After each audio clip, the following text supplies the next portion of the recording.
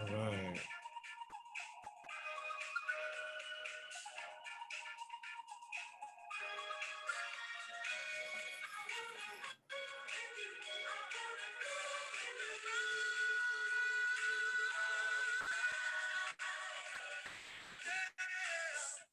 All right. Well, thank you so much for being here and good morning. My name is JC Cortez, and I'm the Director of Training and Development here at the Metropolitan Parent Center for 感谢 Synergy. 大家今天来的参与，我的名字叫做 J.C.， 今天 Again, 感谢我 however, 们来参与这一个讲座。 I want to give a moment for our Mandarin interpreter to introduce herself and also to give the instructions on how to connect with our Mandarin interpreting.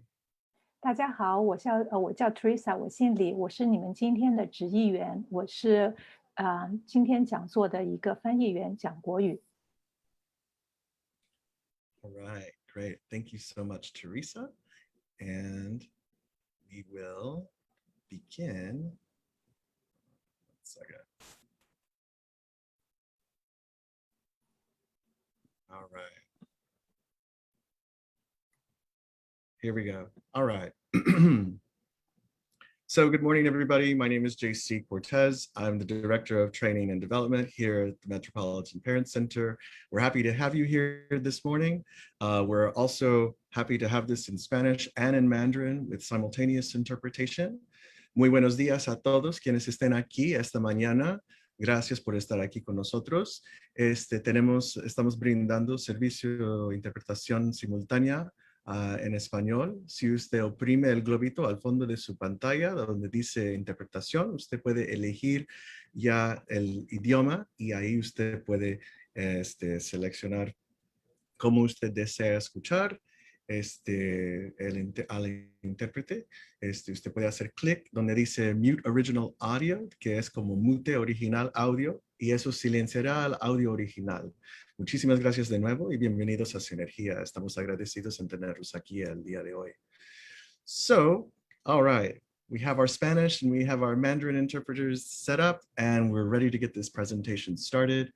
I also want to say that we're broadcasting this live on Facebook Live, and we're very happy to have that. Let me see. So welcome, Facebookers. Facebookers, if you have any questions for us, please place them in the comments section. We will be monitoring that throughout the presentation. So please, a few words on Synergia. Synergia is a multi-service agency located in Manhattan that has been supporting New Yorkers and with disabilities and their families for more than 40 years. We offer a rich source of information and training tailored for parents, including parents whose primary language is not English or who they themselves have special training needs. We help them participate more effectively in their children's education and development, and we partner with professionals and policymakers to improve outcomes for all children with disabilities. Synergia, which is Spanish for synergy, is one of New York City's 3 federally funded parent centers committed to serving people with disabilities and their families with an added focus on communities of color and the economically disadvantaged.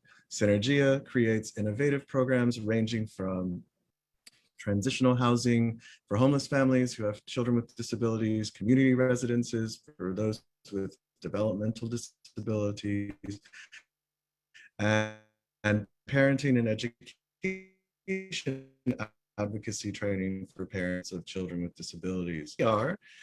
Before we get to the topic though, I want to do some quick housekeeping. So today we will be recording this session and sharing it with you. You'll also receive the PowerPoint, so no worries there. There is a survey at the end of this, and it will automatically populate on your screen whenever you leave the presentation. Should you have to leave early, no worries, it'll show up then. And if you need to follow up with see where you left off, you'll be able to view it after then. There will be a break at about an hour into this presentation, so our interpreters can take a few minutes to rest their brain and their tongues and keep doing a great job for us, for our people joining us in Spanish and Mandarin.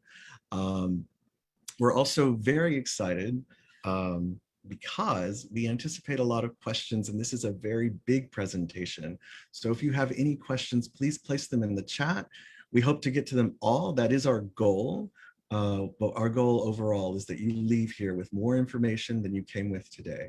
So that's our goal. But we're excited to announce that on the 24th of this month, we will have a follow-up uh, uh, conversation between our presenter and myself, and we will be answering all the questions. So it's important that you complete the survey today, because in the survey, it will have the link for everything that you would like to ask for the follow-up presentation. So be sure to use that. And tell us what you want to hear about that you didn't hear today, so that we can be sure to cover it for the next time. All right, this is a huge topic. It's an important topic, and we want to make sure that you leave here with so many answers. We've been focusing on this for the month of June. This has been our focus, but also we're part of a Project Shine, and Project Shine is a group of 7 organizations here in New York City, including Synergia and YAI. And we are proud to be a part of that, where we're creating innovative tools around sexual education for populations with intellectual and developmental disabilities. And we're really excited to be a part of that. And we hope to bring you more updates about the project. I will be sharing that information in the follow-up email that I send out. But yes, so without further ado, let's get to talking about sexuality and sex education, what every parent needs to know. Everyone has the same need to love and be loved, and children with neurodevelopmental disorders develop biologically and emotionally similar to neurotypical children of the same age. Parents are the first sexual educators, and this training will answer questions that parents have about how to prepare their children for puberty, how to support their children to have a healthy sexuality, and skills to help prevent abuse. I want to introduce our presenter today. She's an amazing colleague. She's very well versed in this topic and so much more. Incredible, amazing human being. I can't say enough about her. It is Miss Consuelo Senior, and she is a mental health clinician. She is a sexuality educator. She's an adjunct lecturer, and she is a CEO of Inspire Consulting, LLC. She is also the Assistant Director of Training at YAI. Consuelo has 24 years of experience working in the field of intellectual and developmental disabilities and mental health. Consuelo brings a myriad of experience from a variety of areas within the field: psychotherapist and consultant, staff trainer, case manager, administrator, educator, and dynamic transformational speaker. She really is just an amazing entity in and of herself.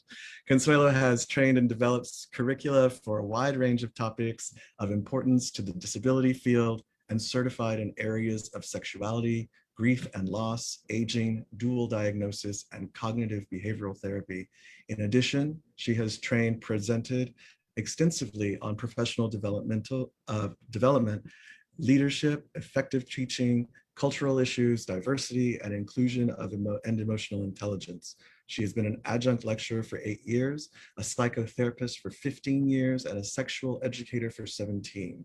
As a life transformational strategist, Consuelo has presented at numerous conferences and workshops nationally and internationally, also symposiums, webinars, radio programs, and panel discussions as an expert and mental health clinician and sexuality expert. She is an agency representative to the United Nations Economic and Social Council and is published in the Autism Spectrum News.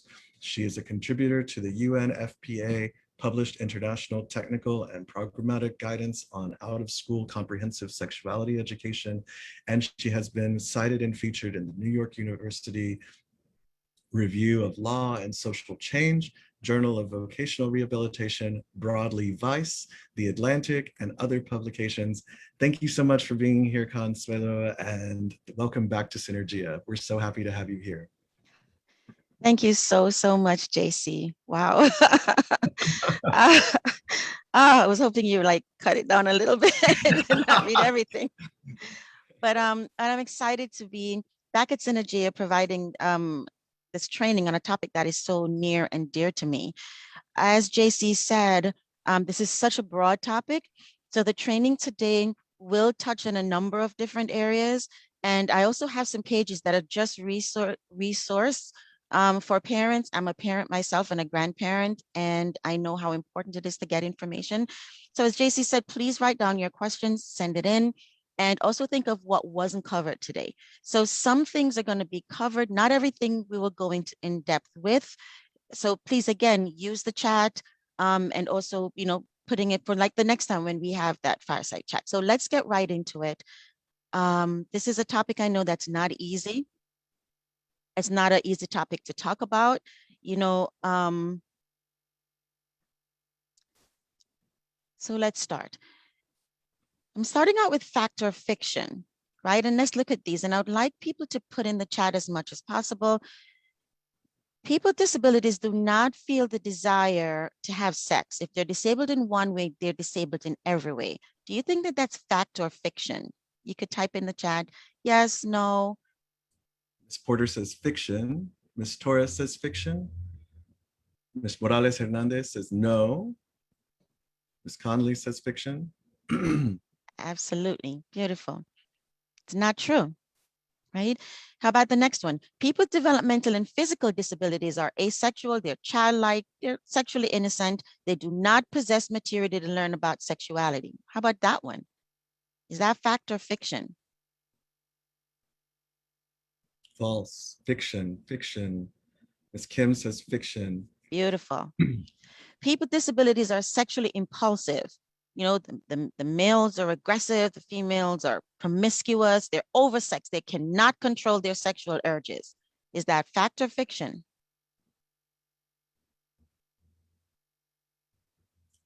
Again, fiction, false. Absolutely. In some cases. Okay. It depends. Okay, I'm hearing that too. Well, we may visit this at the end of this training, right? People with disabilities will not marry or have children, so they have no need to learn about sexuality. Fact or fiction? Not true. Fiction, fiction, fiction. Beautiful. I want to applaud everyone who's here today because, like I said, this is not an easy topic. So I want to, first of all, applaud you for being a part of this training, for wanting to know, because this is the first step. The first step is in gaining knowledge and knowing where to get that knowledge. Ms. King says, I hope not. I want grandkids. Grandkids are awesome. As a grandmother myself, they are awesome. So here's some things, and these are direct quotes from some parents. And for some of you, this may resonate with you. How much detail must I tell her? Won't she just get confused? Another parent's thought, is it really necessary to broach the subject of intercourse since Johnny's simply not capable of a close relationship, let alone a sexual encounter? Besides, he'll be accompanied all his life by a support worker, so what chance is there that he will have sex? Rhonda is nonverbal. How can I possibly teach her information related to relationships? And what is the chance that she would even understand it? Joey has a severe developmental disability and will be childlike for the rest of his life. He won't need that type of information. Bobby is still young. There's a lot of time to think about teaching him this type of information. In 5 years or even later, what has sex or sexuality got to do with him now? If there are any of these thoughts that have been in your mind or any of this that resonates with you, can you either put yes in the chat, or if you have a reaction bar, just put a hands up or something? Yes. Ms. Conley says yes. Ms. Torres says yes. Ms. Zhang says yes. Ms. Ramirez says thank you. Yes. Okay, we're going to be talking about all of these because for every one of these situations, it is important to talk about sexuality. And we're going to look at what sexuality is, what it encompasses. We're going to look at where you fall as a parent, right? Parents are the first sex educators, what your role is, how to support, and then some resources. So the first thing I wanted to think of is your own core values. Where did you hear about sex? And just for a minute, think about, where did you hear about anything sexy or about sex, kissing in your life? Who told you? How was it told to you? Was it through your friends, right? Because how we hear about sex often colors the way that we look at sex. So I'm seeing some things in the chat. So I'm seeing friends, TV, school, Okay. TV. Mm, a lot of media Yes. and a lot with friends, right? Oftentimes with friends, did we get the fact from friends and later on in life we found out they had no idea what they were talking about? School and a book my parents gave me. Oh, I saw, awesome. I saw my parents being appropriately affectionate with each other. Yes, so true. Right? For some people, it's trial and error, right? Nobody said anything because it wasn't talked about. I grew up in a culture where that's not talked about at all. And if you attempted to ask questions, you were seen as being disrespectful. You know, it's just not talked about. Unfortunately, for children with intellectual and developmental disability or other types of neurodevelopmental disorders such as autism or ADHD, we have to teach them. So by not talking about it, by not teaching them, we're doing them a disservice because they're learning anyway. Think about your own children. If you haven't spoken with them, where do you think that they're learning about relationships or anything sexy or sex in and of itself? Where do you think they're learning that? Social media. Absolutely. Absolutely social media. And what is in social media, right? What do you think, what messages do you think they're getting?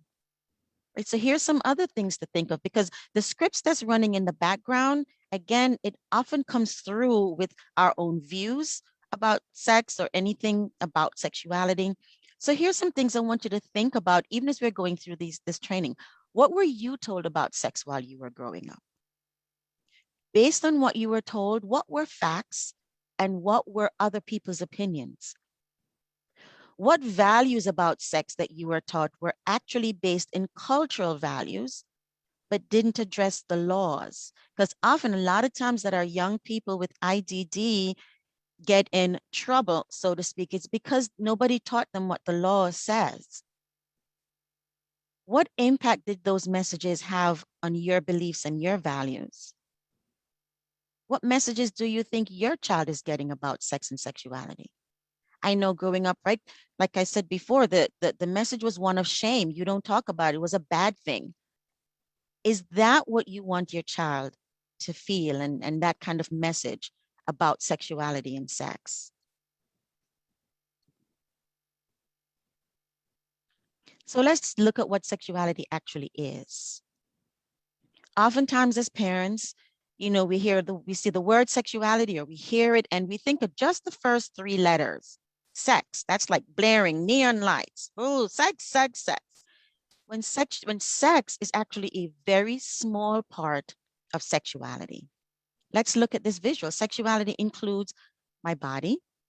It includes who I'm attracted to, sexual orientation, who I am in terms of how I express myself in terms of a gender, how I care, right? Relationships. This is all a part of sexuality. Body image, how I feel about myself. Pleasure, what feels good to me. Sexual behavior and activity, what I do, that's just one part of what sexuality is. And then there's sexual and reproductive health, my health and wellness. So when you think about now what sexuality actually encompasses and think about your loved one and realize that that sexual act is truly just a small part. And sexuality is the essence of who that person is. Sexuality is that development, that expression, how your child or your loved one expresses themselves and how important it then is to teach them. Let's look at, this is something that has always been very profound to me. Sex is something you do. Sexuality is something you are, is who you become. And you're continually developing your sexuality throughout your life. So in this early foundation, we know that there are things that we've gone through in our youth that we've had to struggle through getting rid of it, even as we've been getting older. With our children, we can make that change. We don't have to make the same mistakes. We can figure out how do we move through the culture and empower our children at the same time, because I know one of the most important things is preventing our kids against abuse. Are there things in the chat? Nothing yet. Okay. So the Planned Parenthood of Greater New York, along with this visual, has this definition of sexuality. Sexuality is more than sex. It is a physical, mental, emotional, and spiritual journey that spans an individual's entire life.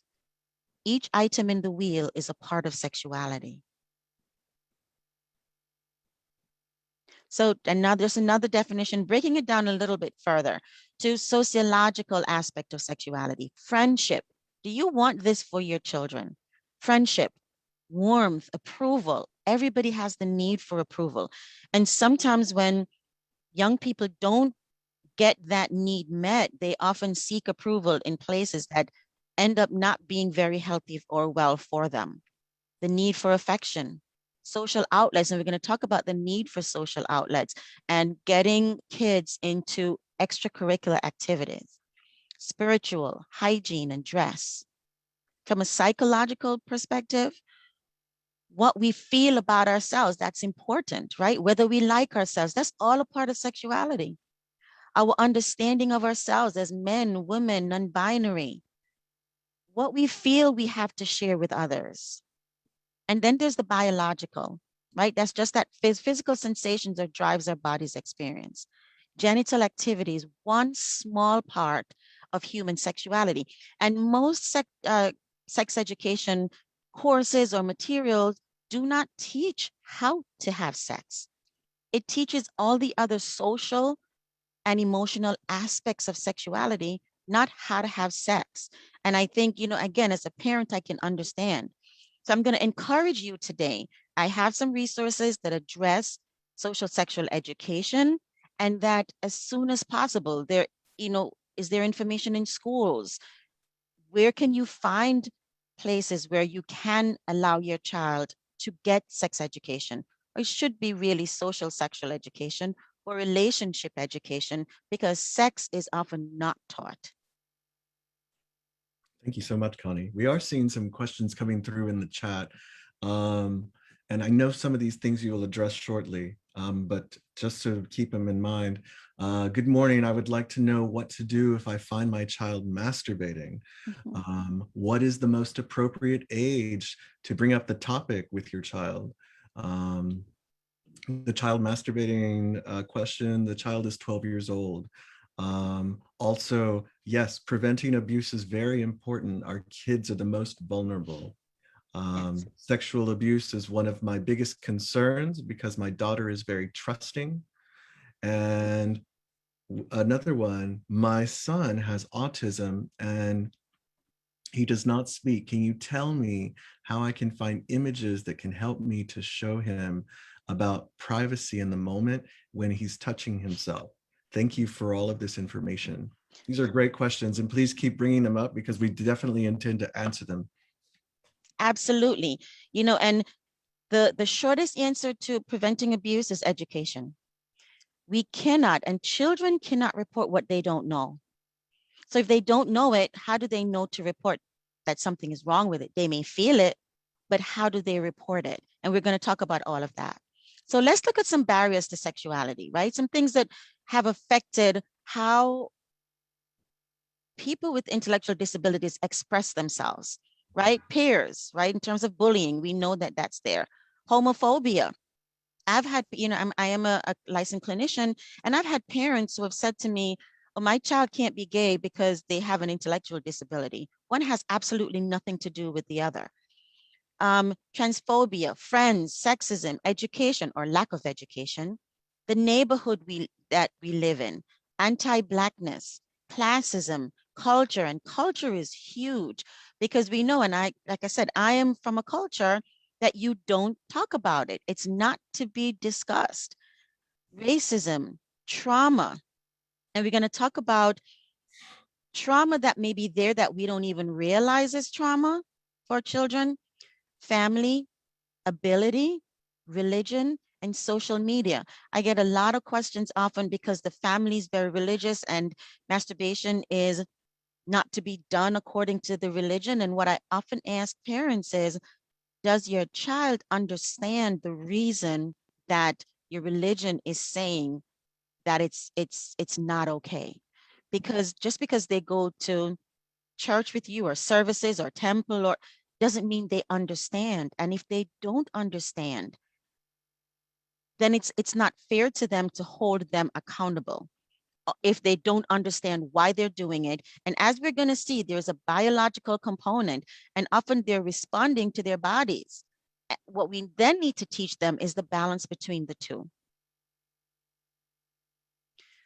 When sexual expression is repressed, and we know that, for example, masturbation, there are some things that can happen. So let's look at them.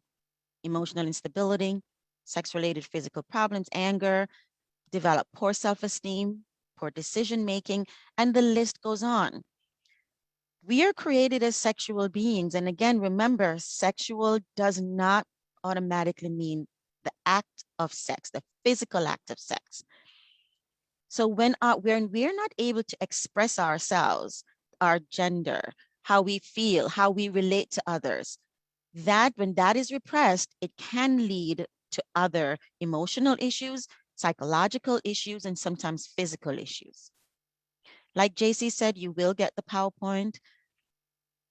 Sexuality is an inherent and important aspect of everyone's personality. Sexuality is not tied to IQ.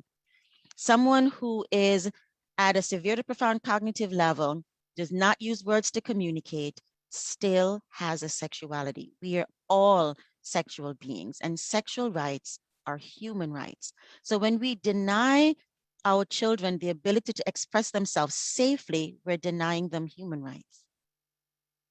So let's look at a few statistics, which I think we know, and this is one of the fear of parents, right? 1 in 3 girls and 1 in 6 boys will be sexually abused before their 18th birthday.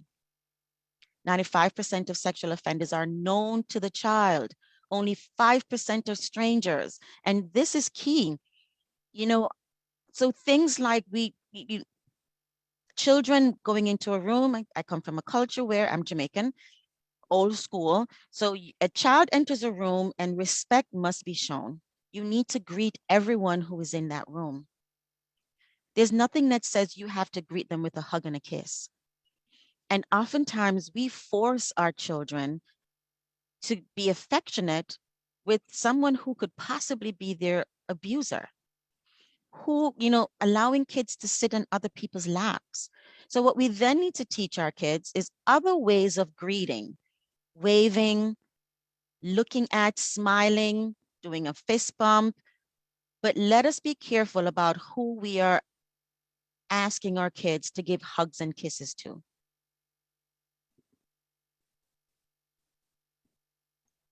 Ms. Torres was saying, I agree, but some don't have the ability to understand the feelings or the explanation of those feelings and consequences. Also, what a healthy relationship looks like, a healthy sexual relationship. Right, so we have to teach that. See, that's the difference. For many of us, we learn through getting into bad relationships and realizing this is bad. And then over time, we figure what we liked.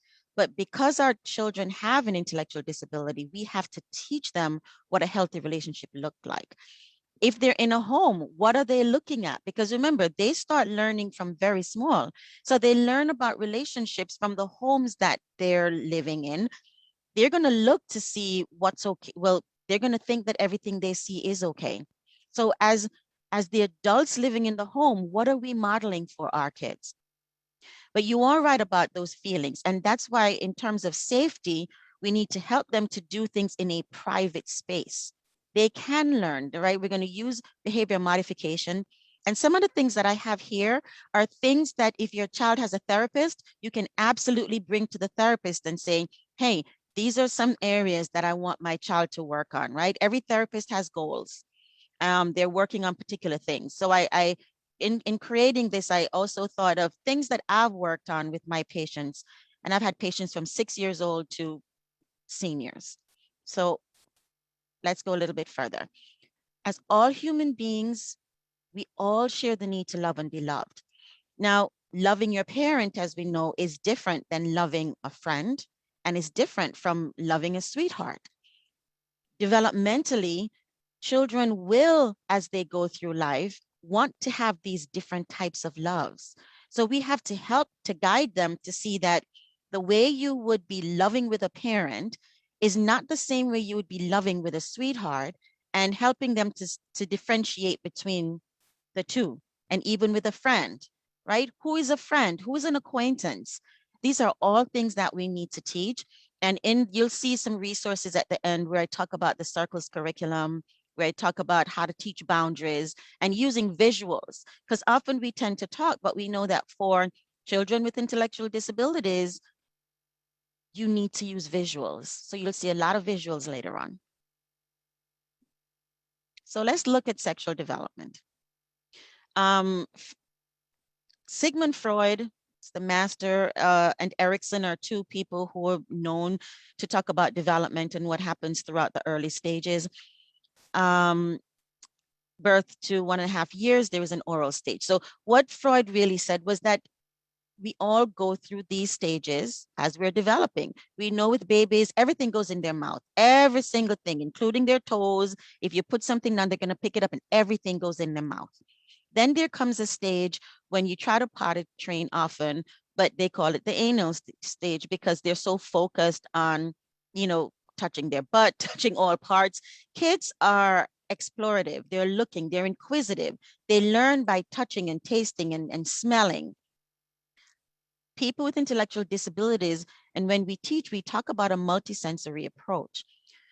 So you want to use all the senses to teach.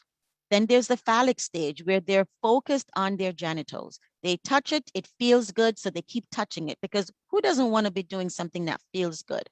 So often when kids are smaller growing up, you know, I remember my son at 2 years old, you know, anyone came through that door, he for one thing, he didn't really like diapers or Pampers. And anyone who came through the door, he would show them his new toy, which was his penis. And he kept playing with it and he would show it to people, to my demise. You know, I was flabbergasted all the time, but understood that that was a phase that he's going through. So if you have small children and that's what they're doing, understand that it is developmental. What we then need to teach is about privacy. And there is a section I'm going to talk a little bit more about privacy and time and space.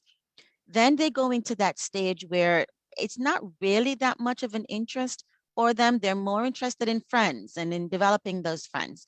And then towards puberty, it's reawakened. It's a time of sexual reawakening. This is when hormones are at its peak and it's preparing them to become adults. So this again happens whether your child has a disability or not. It doesn't change because they have a disability. And I think that is so important for us to remember, that just because they have a disability doesn't mean anything changes. A few other things. During infancy, healthy human sexual development is nurtured through the sense of touch, through rocking, feeding, being held. So this is going to carry through even as adults today. You know how many, we talk about comfort food, right? And that's something I'm working on because the pandemic had me having a lot of comfort food. I need to be working off some of that comfort food right now. But we get comfort through what we eat. We get comfort by being held. And from birth, it carries all the way through. So your child often will have that need. Now, I know that there's some people who may be tactile defensive, so they may not like to be touched. Doesn't mean that they don't have still the need to be nurtured. Toddlers are curious about their bodies and other people's bodies. So they're going to touch themselves. Like I said, they discover it. Males will, you know, those with male bodies will have an erection. It's not that they're thinking about sex. It's totally biological. And what, as parent, you're seeing that it's about them doing it in a private space. The more you tell them no, it's kind of like telling them, no, don't touch the stove. Don't touch the plug. They're going to keep touching. It's more about, if you want to develop that healthy sexuality, saying, do this in the bathroom, right? You do this maybe when you're bathing, do this in your room, not in the living room where other people are, because at that point, you're starting to teach time and place. Then children will go through a stage where they're curious. They start looking, they're realizing, oh, yours don't look like mine. And so they're going to be curious. They want to see what that is. You want to know what that is. During bath time is a great time to, sex education doesn't happen at a specific time. In fact, social sexual education should happen throughout life. You're going to use those incidental moments. So in pieces and as needed for that child. So you're going to be very concrete terms at 2 and 3-year-old. And even if this is a 10-year-old who is cognitively at a 2-year-old, mind of a 2-year-old, you're going to then be explaining it to them as you would a 2-year-old, right? The most important thing at this stage is teaching privacy. It's not okay to touch somebody else's body without asking first, and no one should touch your body without asking, because this is now where you start teaching that the body is private, not just the genitals, but the entire body is private. One of our parents is sharing that her autistic son is 13, but emotionally he can be 10. She says, I know he has been touching himself and I always give him privacy, but we don't speak about it. Thank you so much for sharing. And you know what? That's okay that you're giving him privacy, helping him to be in a private space. I think that is, first of all, the first step, and that's great that you're not saying no, not making him feel that it's a bad thing, because that's key, that's foundational, right? Think about those scripts that's running. We provide supports to adults, and what we see in our adult population is that what the parents said when they were young or how they made them feel, that's what's happening at 30 years old and 40 years old, where someone will masturbate on a rug, on a carpet, because they were told never to touch themselves. And of course, they get bruised. So the messages, the scripts that you're creating for your kids in these years, know that they're going to follow them through to adulthood. And think about, how do you want them to be as an adult? Because at that time, it is extremely difficult to change the script. And then it creates a lot more challenges for them. So allowing him to do it, great. Not telling him it's a bad thing. It's a private thing. So it needs to be done in a private place where nobody is seeing. And then connecting him to somebody who he can speak to. It doesn't have to be you, but that there is someone. Is there a therapist? Does he have a good pediatrician who he can talk to about it? But allowing for that outlet to ask questions. Also, one of the things I recommend is just having information out, especially when they're around preteens. They don't want to talk, ew, I'm not talking to my parents about this. But if the information is out and that's good factual information, then they would probably pick it up and take it into their room. But it opens the door for that open door conversation. Miss Escalera was sharing that her son is 13, and many times he continues to touch himself. And I've explained to him, and I've purchased wet towels for his hygiene. And I've explained to him that needs to happen in private places, but it's something about communicating every day, because he forgets. He has Asperger's. Okay. So I think in that case, it's visuals, right? We know that for people on the autism spectrum, they see in pictures. So pictures will last longer than what we say to them. So a simple visual, such as private time, I'm not sure what it's called, but whatever he calls it, private time or self-touch, is done in a private space. A private space is my room with the door closed, my bathroom with the door closed. And just that on a index card could be something that gets put up in the room. It's something that he gets reminded of in the morning. But just the visual that's there, because he'll remember something that's visual as opposed to something that's he's hearing. So just a few things I'll go through, just touching a few of these. preschool children, right? They explore and touch private parts in public and in private. So we got to teach them about private from as young as possible. Showing private parts to others. Again, these are things that happen developmentally, right? Attempting to see other people when they're naked or undressing. Because of that, it is so important to, for a lot of parents, they have their kids bathe with them. Please, after 2-year-old, kids should not be bathing with adults. Even being careful of kids' siblings who are bathing together, then they should not be totally naked, but bathing in their bathing suits, because you understand that these are things that are going to happen. So they're going to be naturally curious. So be careful of bathing and also walking around the house naked in front of your kids. It will stimulate questions because they're seeing things.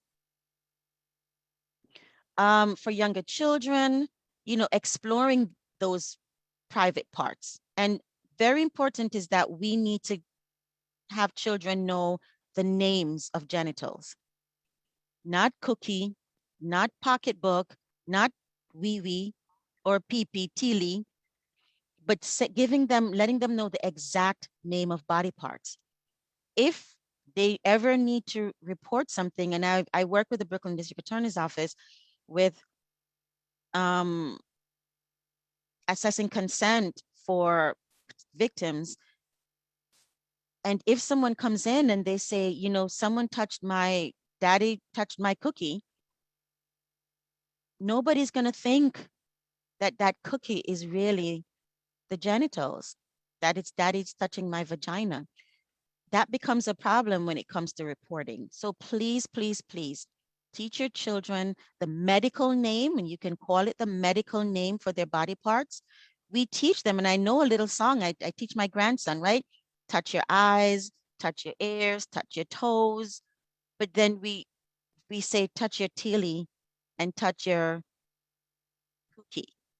No, we should let them know the proper name for the body parts. So if they ever have to say somebody touch me, you know very clearly where that is.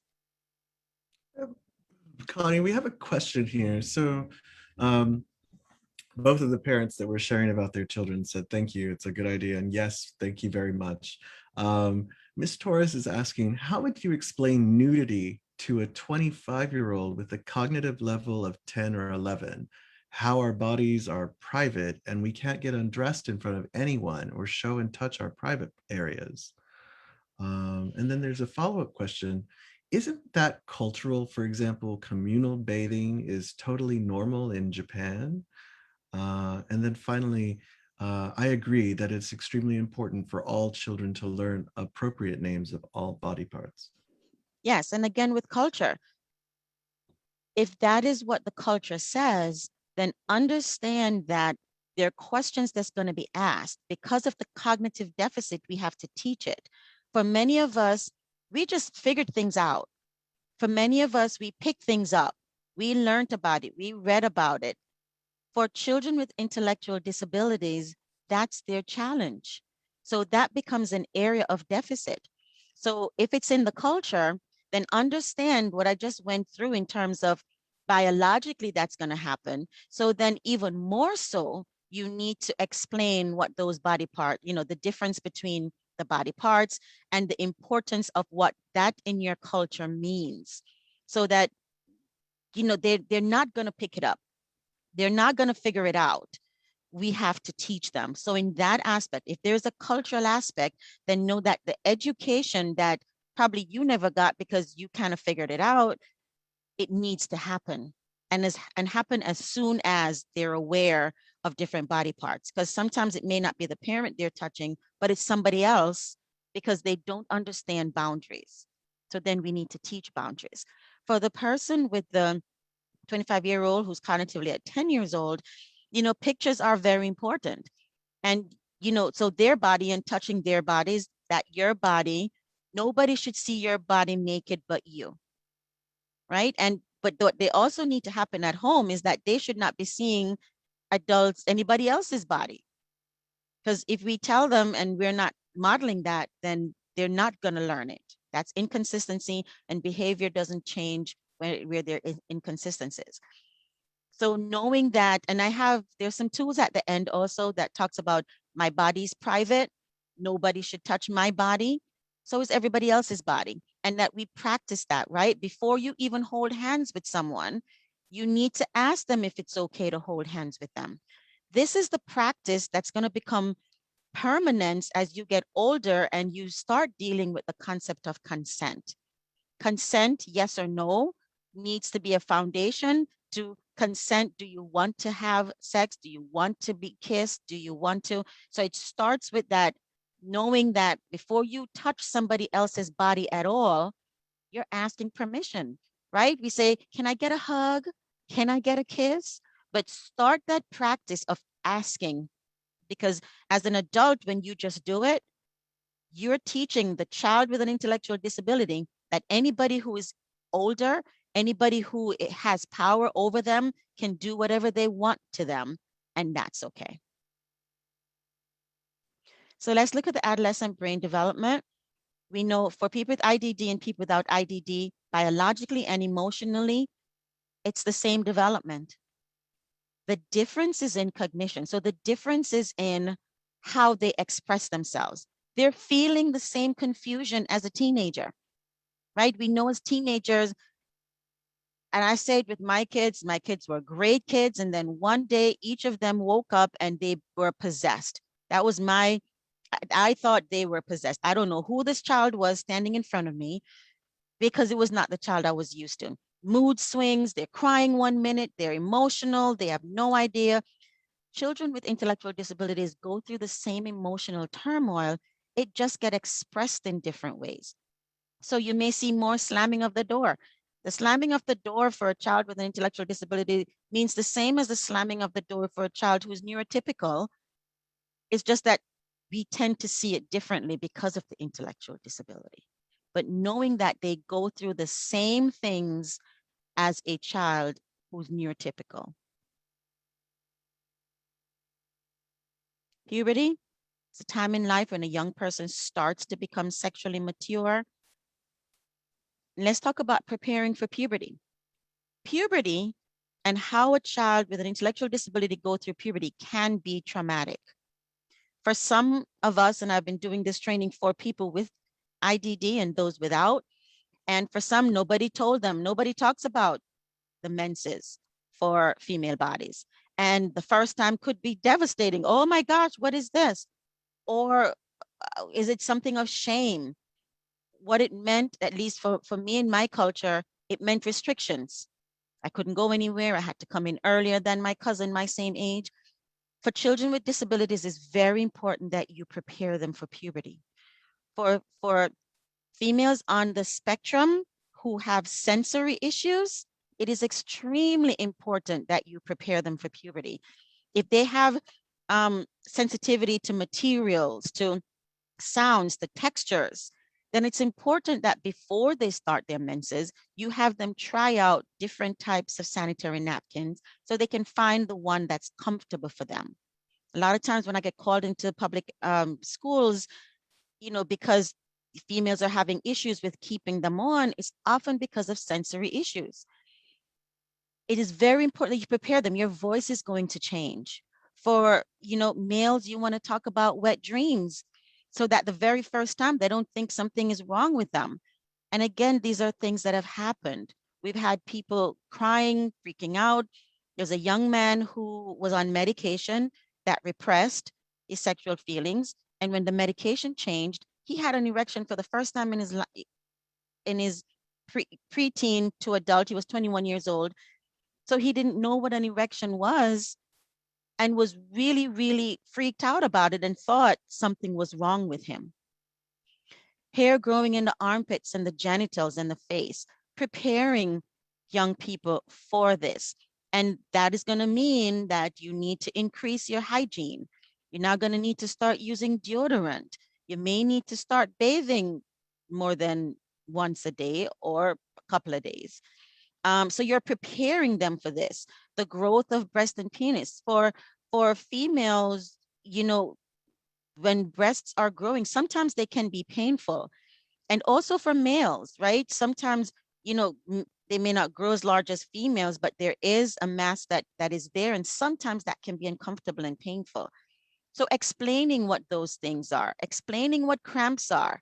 For females, now you're looking at PMS for females and recognizing what that is, so that you can also say, if you ever start feeling crappy and grouchy, and then let me know, right? Having that open door conversation.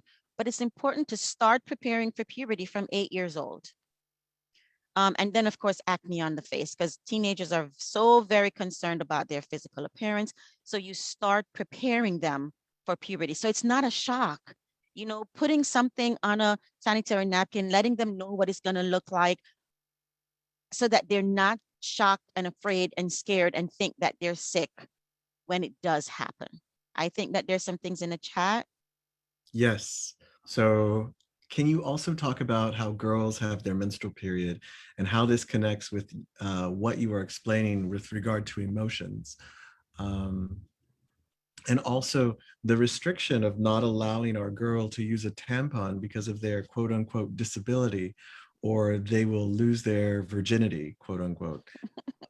And then how can I explain to my 12-year-old autistic, high functioning, what is an ejaculation? And because he's grabbing his genitals frequently and everywhere. This is great information. I never thought about the sensory issue with menses and the sanitary napkin. Okay, awesome. So tampons, there's no reason that you're, you know, if females with IDD can't use tampons. If you have taught them, just as you're going to teach them about a sanitary napkin, when to change it, what it looks like when it's full, these are things that, again, nobody taught me. I figured it out. But for someone with a cognitive disability, we need to teach them what full looks like, when to change it. The same concept with the tampon. As long as they learn how long to keep it in, how to put it in, that whole process, and you're teaching, nothing wrong with that. Important piece about once that female starts menstruating, that they start seeing a GYN. I have patients who are in their 30s who have never been to a GYN because their parent says they're not having sex, so they don't need to see a GYN. Please, sexual reproductive health is important. And once a female starts menstruating, you want them to go and see a GYN. The concept of tampon and virginity, what is virginity? This is a myth, and this is something that has come down for generations. It means different things in different cultures. But what is virginity? Is a virgin someone who has never had sex in their lives? Or why is virginity tied to a hymen when some people don't have a hymen? Some people have partial hymens. And a broken hymen can happen from riding a horse, playing on the playground. So if the concept is about a broken hymen, right, what is this whole virginity? This is, again, something, and I won't even go there in terms of being woman, being female, being woman, and culture. There are lots of different cultural thoughts around this, but not everybody have a hymen. Hymen and virginity are two different concepts, and this is about how you interpret that. Because a hymen can be broken, like I said, from riding a horse, from doing all kinds of different sports. Teaching your child about ejaculation, which probably means that he has never had an ejaculation. There are some videos, and there's one particular one that talks, it's by Dave Hinsberger, and it's called Handmade Love, that teaches how to masturbate. You can also use soft porn to help, because especially for someone with an autistic mind, is that pictures are important. So they need to see it because it's a sensation in the body. And if they're sensitive, I've seen where they will come to the point of ejaculation and will stop themselves because it feels like sensory overload until they have allowed themselves to experience it. And then they'll realize that this is okay. Another thing to look at is if if the young person is on medications, some medication can repress the ability to ejaculate. So they will have they'll feel horny, they'll be turned on, but they won't be able to ejaculate. So you may want to look at things like if there's medication, are there side effect of medications like for depression or, other types of emotional or, psychological disorders, or even sometimes it's just to sleep, to be able to sleep at night. But look at those medication. Ask, once you realize your child is now like touching themselves, ask the doctors when you go on these appointments, will it affect their ability to, for male bodies, getting an erection and being able to ejaculate. And the same for females, right? In terms of being able to climax. One of our parents was just saying, wow, this is new information for me with regard to the OBGYN. I thought that the pediatrician was more than enough until at least she's 18. But does your pediatrician do a pelvic exam? At least have one visit to somebody who's a specialty. So if you broke your hand, would you go to a heart specialist? No, you're going to want to go to the doctor who specializes in that. So even if it's one visit, doesn't mean you can't go to your pediatrician just the same. But going to someone who specializes, because now this is about women's stuff, not just pediatric stuff. You want to go to a GYN. You want to make sure that everything is okay. And the other thing is there's such a fear a lot of times for going to the GYN, so then they don't. But remember, you do not need to be sexually active to develop things like uterine cancer or something wrong with the fallopian tubes, or sometimes even very heavy menses, and you may need to be on birth control to manage those very heavy menses. You want to be speaking to the specialist, and that's the GYN. Yes, So, the same parent was just saying, she doesn't let me go inside the room anymore after she reached 12 years old. that's And right. I was okay with that, but I will have a convo with her. Yeah. And then another parent is asking, are there specialists for young men with IDD? I don't know about young men with IDD, but I would, depending on the issue, I would go with mostly the issue. Or do you want that, if you prefer to have a male pediatrician, that may be something that you may want to switch to, especially if you want to talk about certain aspects. And if you feel that for your child, they may respond better, because there are females who can talk about, male issues with males, but that's up to you, but you may want to switch to a male pediatrician, or depending on the issue, right? If it may be a male therapist, it may be a male care coordinator, but who can your child talk to and confide in? But ask these questions of your pediatrician. Not all pediatricians are the same. And, unfortunately, a lot of doctors don't get a course in how to support someone with IDD. Some medical professionals don't even recognize that people with IDD are also sexual beings, that they have the right to have sex, and be on birth control and have children and get married. So don't take it for granted. You go in there with all your questions, and if they can't answer you, then you have the right to find someone who can. But you may be the person who may educate your doctor that your child is a social sexual being. So I have some visuals in here again to help with teaching, right? Where is your body now and where it's going to go to talking, and you can really be specific about where growths are going to be. And, so if identifying if you're younger, so when you start seeing, so as you're talking about the ways the bodies are going to change, so let me know when this starts, right? So we can talk more about this. Remember, everything doesn't have to happen at the same time. And then there's a male one. And then I don't know if you want to do a break. So here's another male visual, which is going to be in the PowerPoint. Like I said, I've built in some resources for you guys. Did you want to do a little break now, JC, or? Yeah, no, now would be a good time. I do want to include a couple of additional comments we've received, and that Sure. is one, my daughter is on the spectrum, and I started preparing her for her menstruation at age 9. I started having her wear panty liners for short periods of time during the day to help her get accustomed to it. And by the Beautiful. time she actually started menstruating, she was comfortable wearing a sanitary pad. Yay! Beautiful. And then let's see.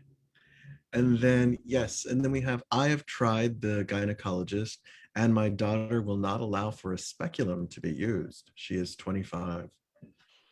So that's a process, right? And at 25, if you think about it, at 25, if we had started earlier, right? And then you could have a sensitization process. Because again, I hate this. So I'm 53 years old and I still get anxiety. So it's not a pleasant experience. So that's why when they start menstruating, the GYN is that person who can connect everything up. You may not even have a pelvic exam that first time.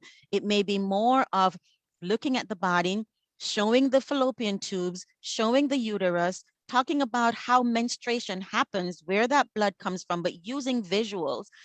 They can look at and this is something that I've done with one of my patients. They go in and they touch the speculum, they see what it does. So it had to be a process of desensitization for it to happen. So, and there was a physical pelvic exam before there was even the speculum going in, because remember, it's scary, right? So it isn't something that you're just going to go plop, here we go, but it's a process you want to think of. So unfortunately, 25 is late, but at least you're there. So I applaud you for that. So now take it in steps. Talk about why it's important. Talk about, what they would be checking for, having the physical done before that speculum piece. So it's having a GYN who is understanding and then having pictures. My information is at the end of this. We can always talk about, finding those concrete pictures that can help with that education. How your child learns, and if you need to do things in repetition and have visuals and reminders, it's going to be the same process for social sexual information. Thank you so much, Connie. You're All welcome. right, yes, so let's take a quick break. Yes, Ms. Porter, we will be sending the slides out. Everybody will receive a copy of the slide, link to the recording, so you don't worry.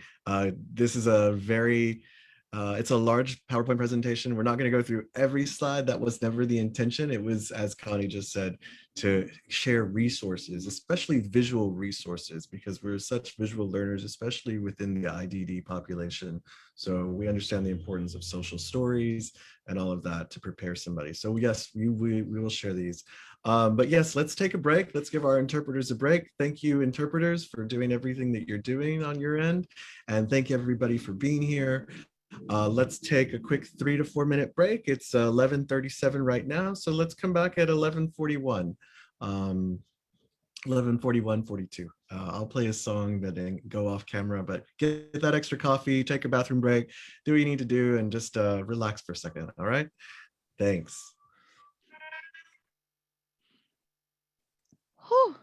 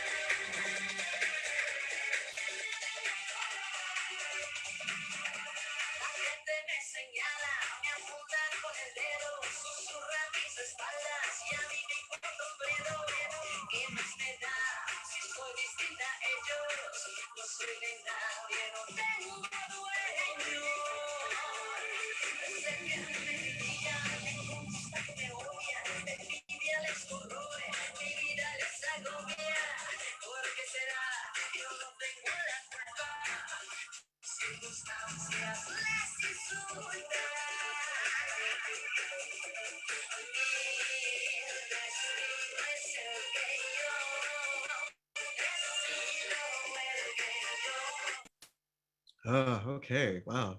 Minutes fly right by, don't they, everyone?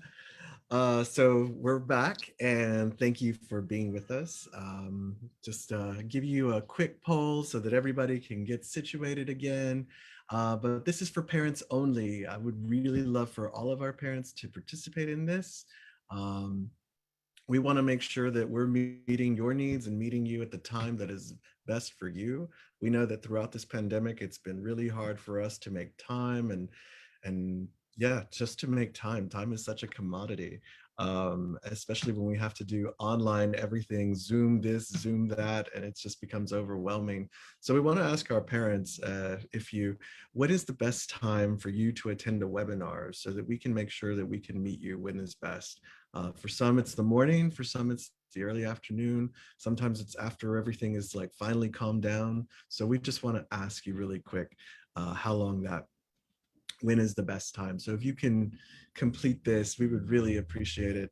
We're also very excited to, as I said, be having a follow-up to this presentation where Connie and I will be having a conversation and just taking questions and really like fielding out everything that you want to learn that we haven't been able to cover today. So don't worry if you want to have more questions or you think of something between now and then, that's also great.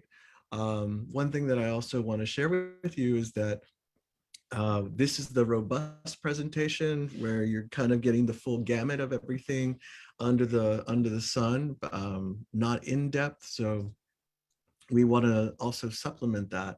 So that's part of the reason why we're having the follow-up conversation with Connie, but also some parents would like support on how to have the conversation.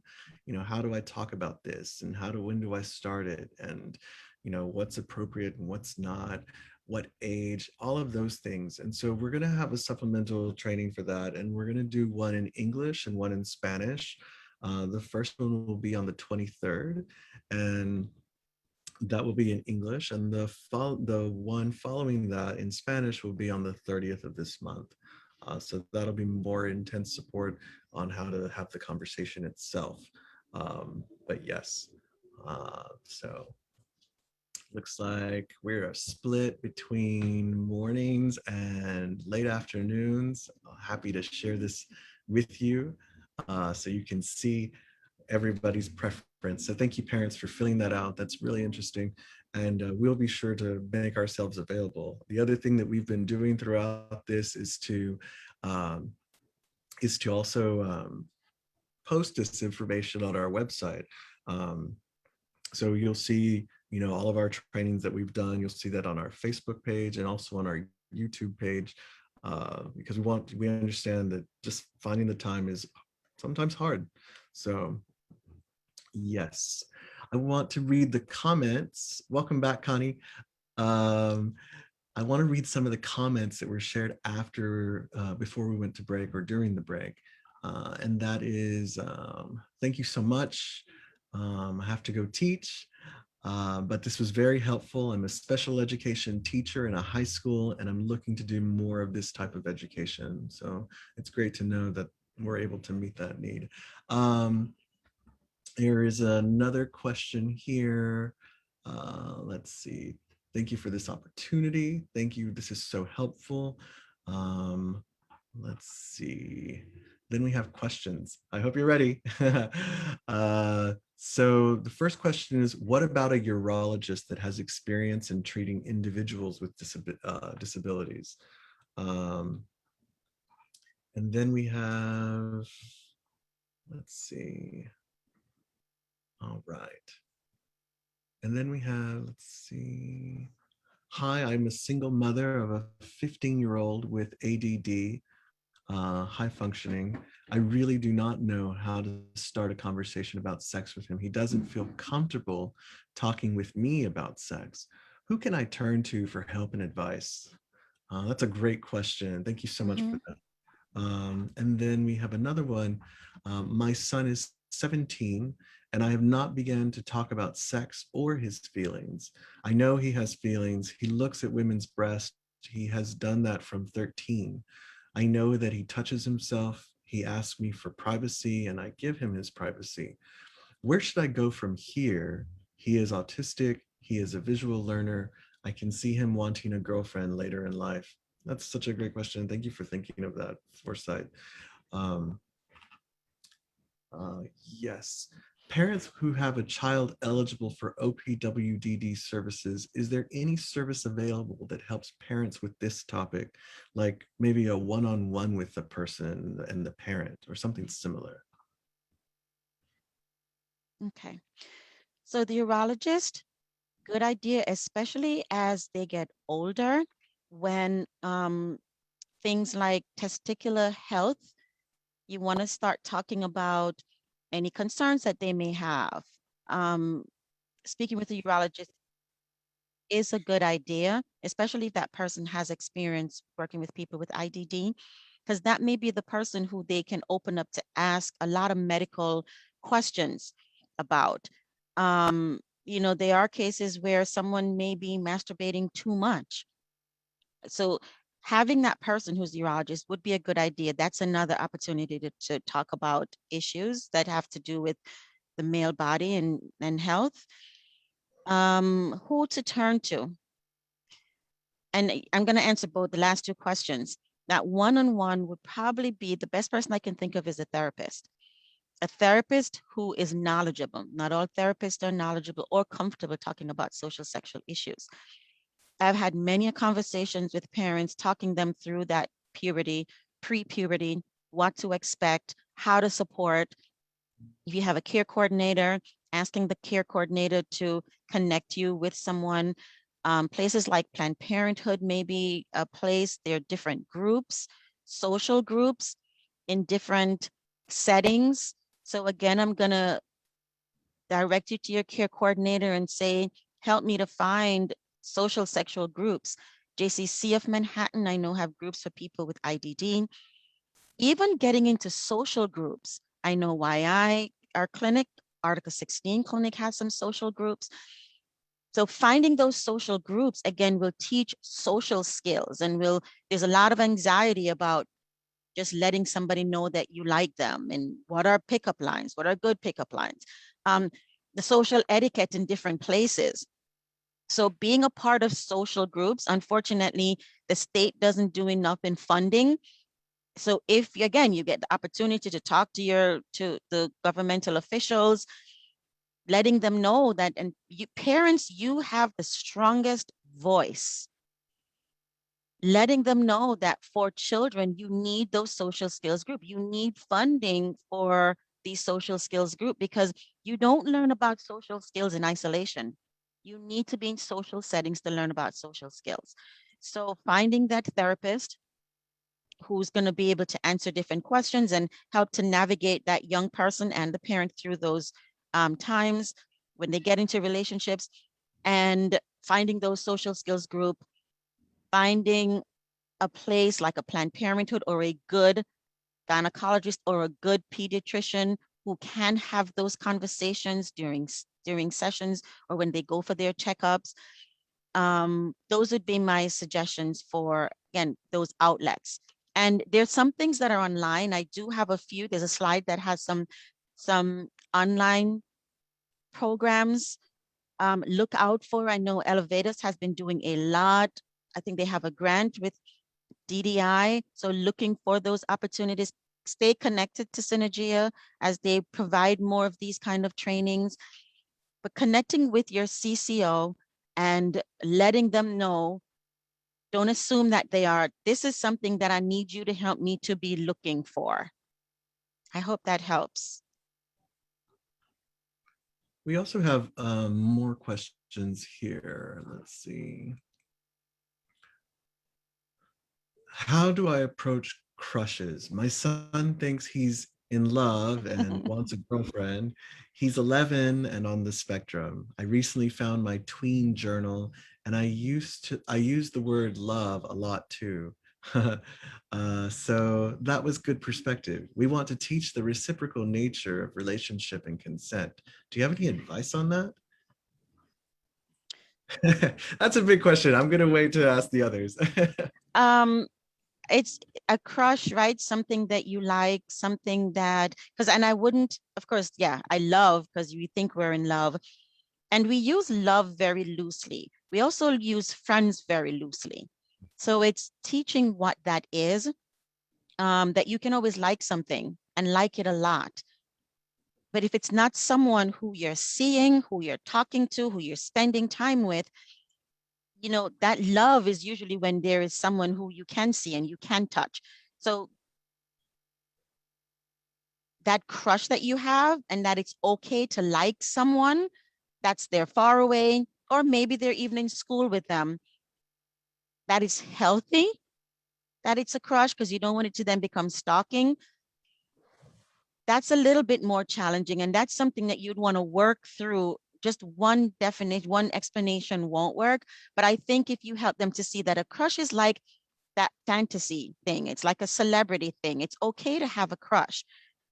When you talk about loving, you're now talking about action that you can see and feel. The person is there, the person is around you, not someone who is far off, who may not even know that person is around, right?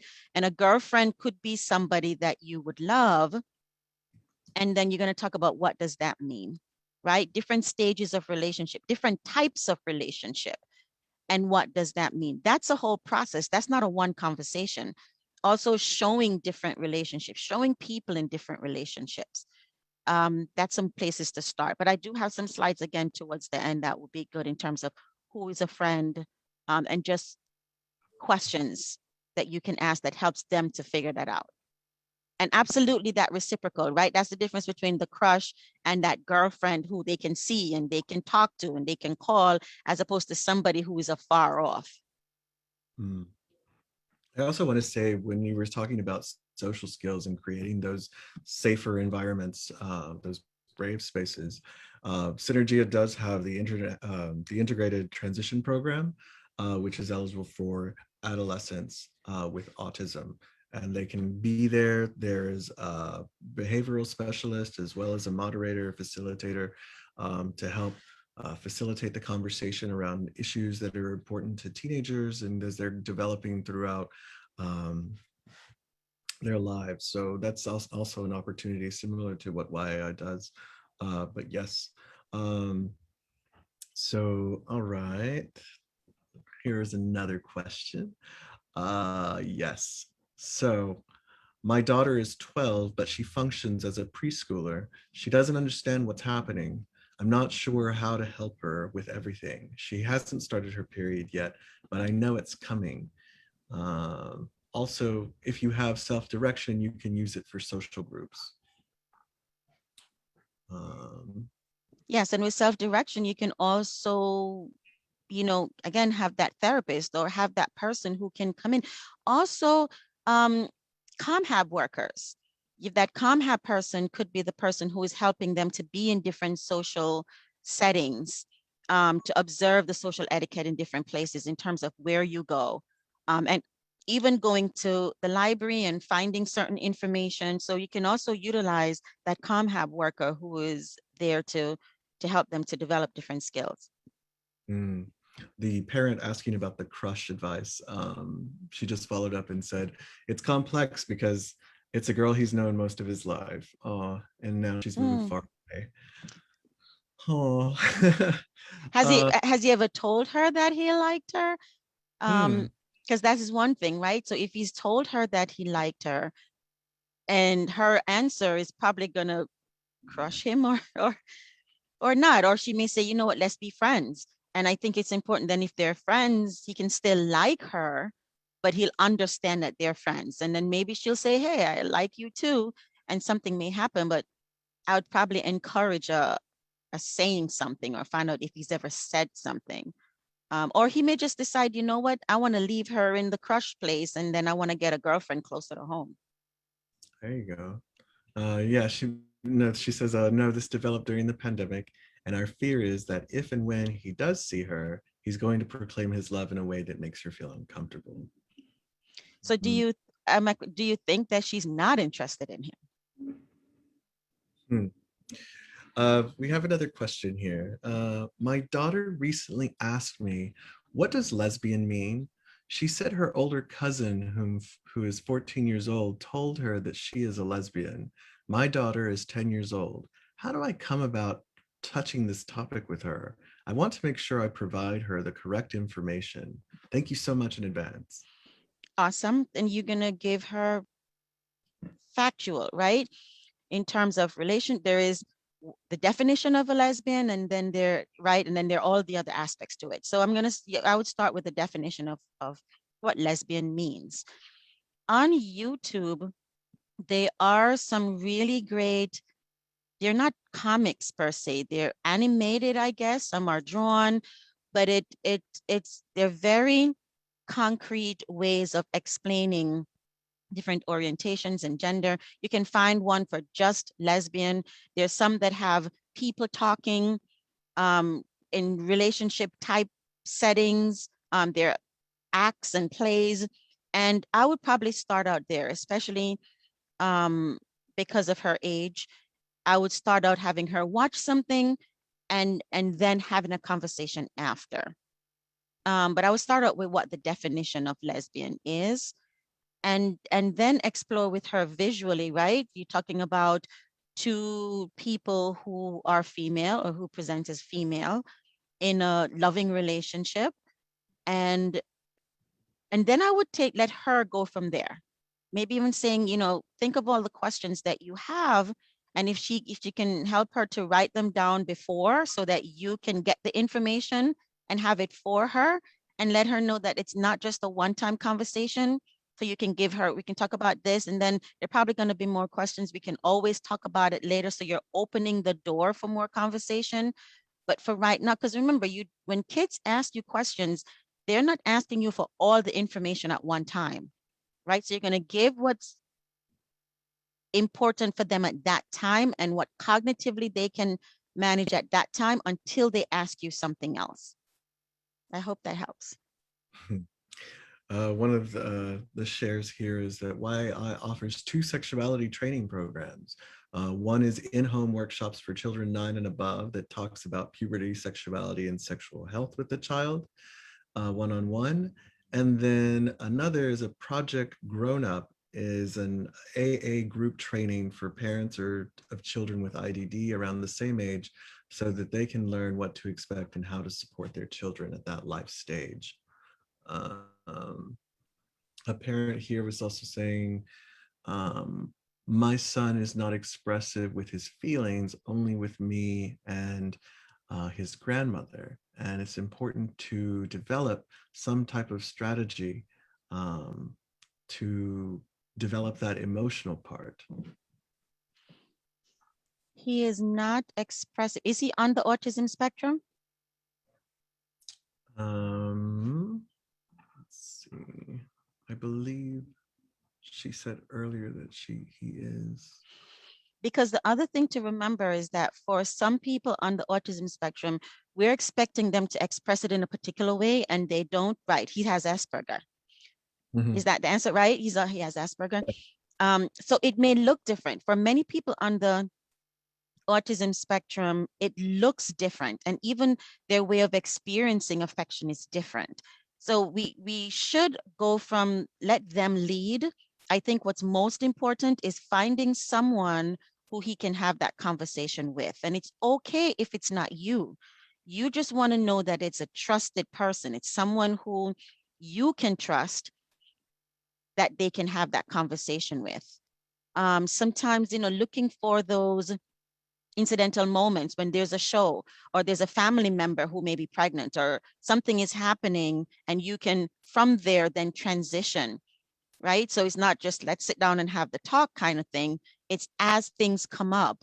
And don't feel bad if it's not you, mom or dad, or it's finding that person. Who is that trusted aunt? Who is that trusted person? And then you can explore further with them. But for many people on the spectrum, they often don't express emotions the way that we would expect them to. One of our parents is saying, my daughter has a crush on my partner. She will not allow me to sit or even have one. Her cognitive level is like a middle schooler. I have dealt with it by only seeing him when she is away at recreation or because she will get violent when we are together. Okay. And we also know that that's a part of development, right? For even for children who they see their parents, and there's usually that crush or that love. I remember my son, proposing to me, asking me if I could marry him, and went down on his little knee because he saw it somewhere. So I think those roles, and there's a slide in here that talks about being concrete about different roles and about different loves and who you can love. The love with an adult who's in a parent type role is different from the love with a friend, different from the love with a sweetheart. A parent cannot be a sweetheart, but it's still love. And even redirecting. I'm not sure the age of that. I don't remember the age of the child, but I would look at what's the need behind that. But I think, hiding is not a good thing. It's explaining that, is it that she loves him, but is mixing that love with, right, the love of a sweetheart. Understanding you can still love him, but also love a sweetheart. So I think we would need to have a longer conversation about that. But I think it's also explaining the different roles people have and explaining that you can love in different roles. So you won't be a threat because your child can still love him. It won't be the same way that you love him. And then is he having some separate time where he's doing something special with her so that she gets that attention and doesn't feel that she needs to compete with you for his attention? Okay. I know what time is it? I know. I Yeah. was thinking too. Yeah. Can we just get through some of this? Because I know some of the questions may be here. I'll skip through some of the slides because we end at 12:30, right? Yes, that's correct. And Yeah. for any of our families that are listening through our interpreters through Spanish or Mandarin, please, if you have any questions, please place them in the chat as well. We welcome that. And if you actually need to come off of chat to or to voice your question, we welcome that too, for our families listening through our interpreters. I'm sorry, Connie, go ahead. So I'm going to quickly go through some slides because I do want to get to some others and answer some things, right? So we know with puberty, there's social and emotional development and changes, which are on these slides. I'm just going to go to this one. So what are things that you may see? Understand that they start seeing things differently from you. You may see a difference in behavior where they more want to hang out with friends than they want to hang out with you. Know that they will have difficulties balancing emotions and what that behavior looks like. Moodiness will be there. If they don't have friends, then that's going to be a challenge for them because during that age group, that's what's happening in school. People are in cliques and there's that need to fit in.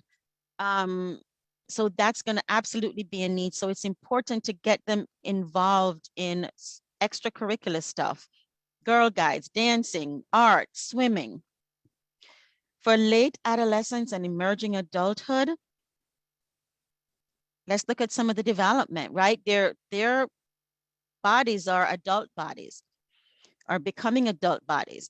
For many of them, especially if they graduate from high school, the focus is going to be learning a trade or doing some kind of work, or, you know, often the work that I do with some people on this with IDD is that balance between I want to be a secretary or I want to be a doctor, but looking at what their abilities are and what's that next step. So know that that's going to be very important to them because they're seeing their peers getting jobs, moving on to college.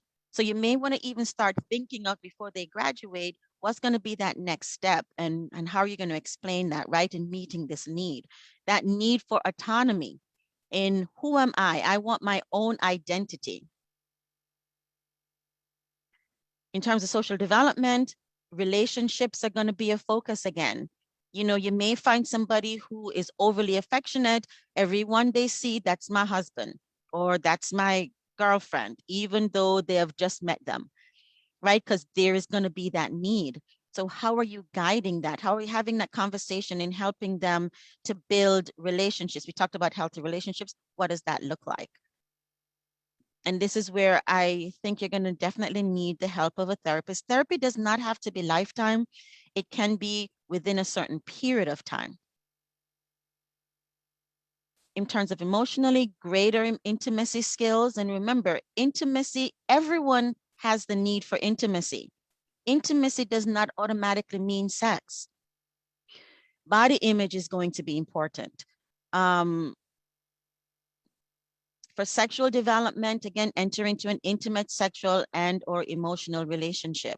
What does that look like for that person, right? Not what it looks like for you, the parent. And sometimes I know that's the challenge because what we're thinking it should look like may not be what that person wants. Understanding their own sexual orientation and that they have the right to explore that and choose something that you may not be in agreement with. And as a parent, that is something that you want to be cognizant of because that creates a whole nother level of anxiety and stress for that young person if they feel as if they're a failure to the parent or they feel as if, you know, there's shame attached to it or that something is wrong with them because of their choice. So here's some things that you can do. Keep the lines of communication open, right? That's very, very important. Offer choices. Offer physical and emotional closeness, explaining that as a parent, you're caring and that there are other types of relationships and there are other ways of showing affection. Recognizing their strengths and helping them to see what those strengths are and continuing to offer guidance and sharing values and helping them to develop their own values, right? That's important. When you talk about sexual advocacy, you want them to be able to say, this is how I feel, not just this is how my parents feel, but now this is how I feel. That is so, so very important because that's easier when that's what you're saying, then it's easier for you to say, no, I don't want that, or no, this is not okay, I need to report that. Dave Hinsberger he talks about the ring of safety, and this is about social sexual education. And he says with social sexual education, it allows love in and it keeps abuse out. So where do you start? Ask yourself, what do you know now? What do you still need to know? Where can you find the information? And this PowerPoint has a lot of information in it, or you can talk to your CCO, you can talk to a therapist, your pediatrician, if that's a pediatrician who understands young people with IDD. Who else can help me? What information does my child already know? Sometimes we go in and we think, oh, I need to have all this information and I need to give it to them. but try to stop yourself and ask, tell me what you already know. And then I can add to it, right? I'm going to add some more, but I know you heard some stuff. So tell me what you know, and then I will let you know, I'll add to it, and then I'll let you know if there's something else you need to know. But it's important to know what's already in your child's head. Then what information do they need right now? Remember that they don't need all information. Pay attention to what they're asking and answer what they asked. You don't need to add a whole lot more because that can be confusing. They may also not be ready for that, right? And how quickly is that information needed? Where do you want your child to learn about sexuality? One of the things when my kids were growing up is that I knew that they were going to hear things. I wanted my voice to be one of the voices in their heads when they were ready to make decisions. I know it wouldn't be the only one, but what's important is that my voice was there.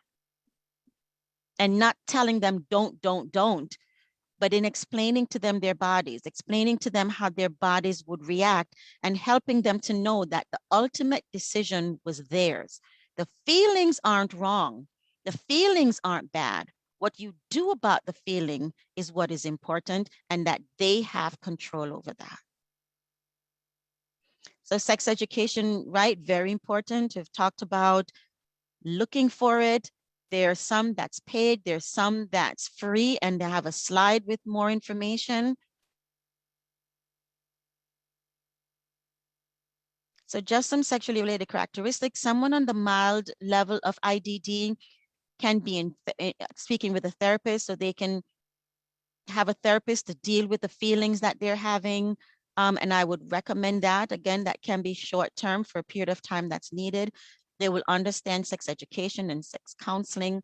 Anyone working with people with IDD know how important it is to use visuals, to use models, YouTube videos. At the moderate to the severe level, desire functions more on a primary reward and basic reinforcement system level. And basically what it is I touch it, it feels good. So I'm gonna keep doing it.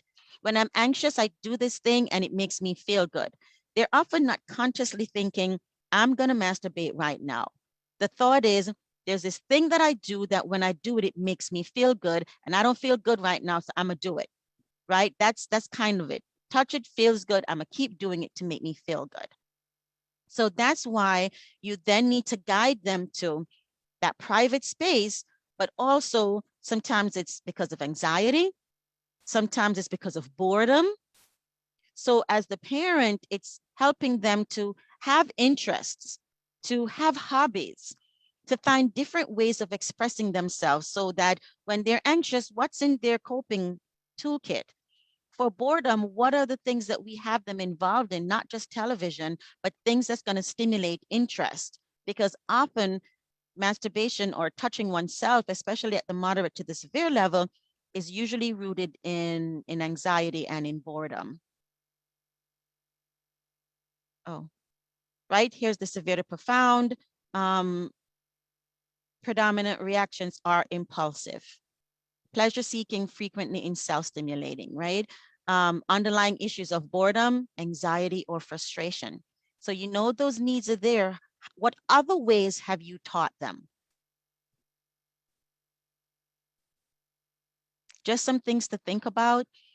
For someone who uses braces or crutches or a wheelchair, that's a part of their identity.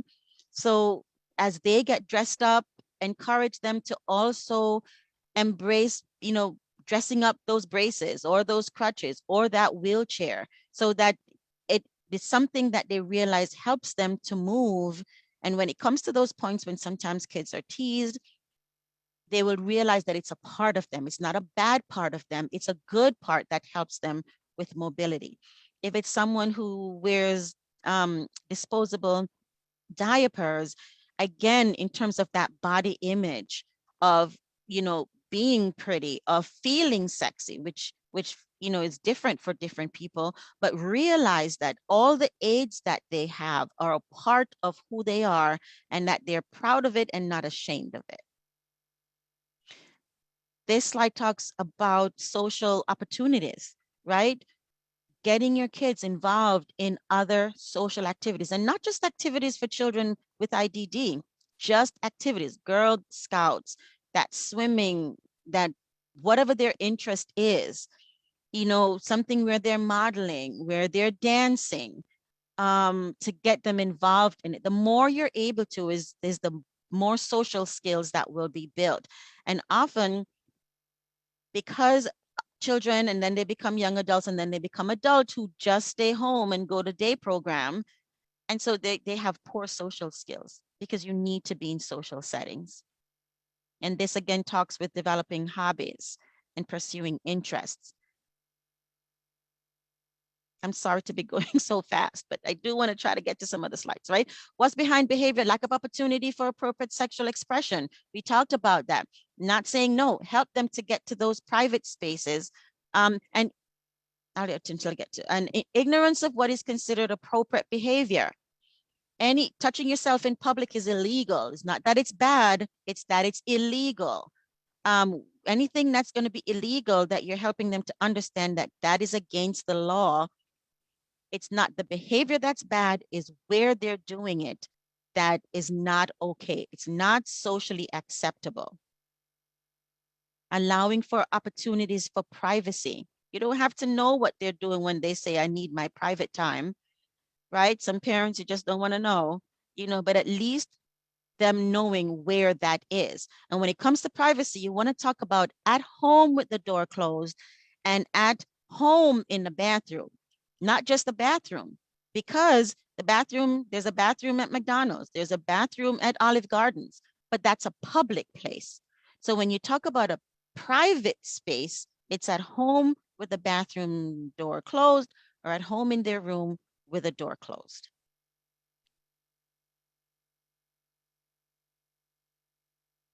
Some other reasons behind behaviors: exposure to pornography with no education or support. Watching porn is not illegal unless it's child porn. It may not be something that a family wants their young one to get involved in, but it is not illegal. And there's nothing wrong with it in terms of social settings. Well, not social settings, but socially, but it shouldn't be done in public. It should not be child porn. But then you want education and support with that. You want them to have an outlet to talk about, you know, how they're feeling, what to do when they're having certain feelings.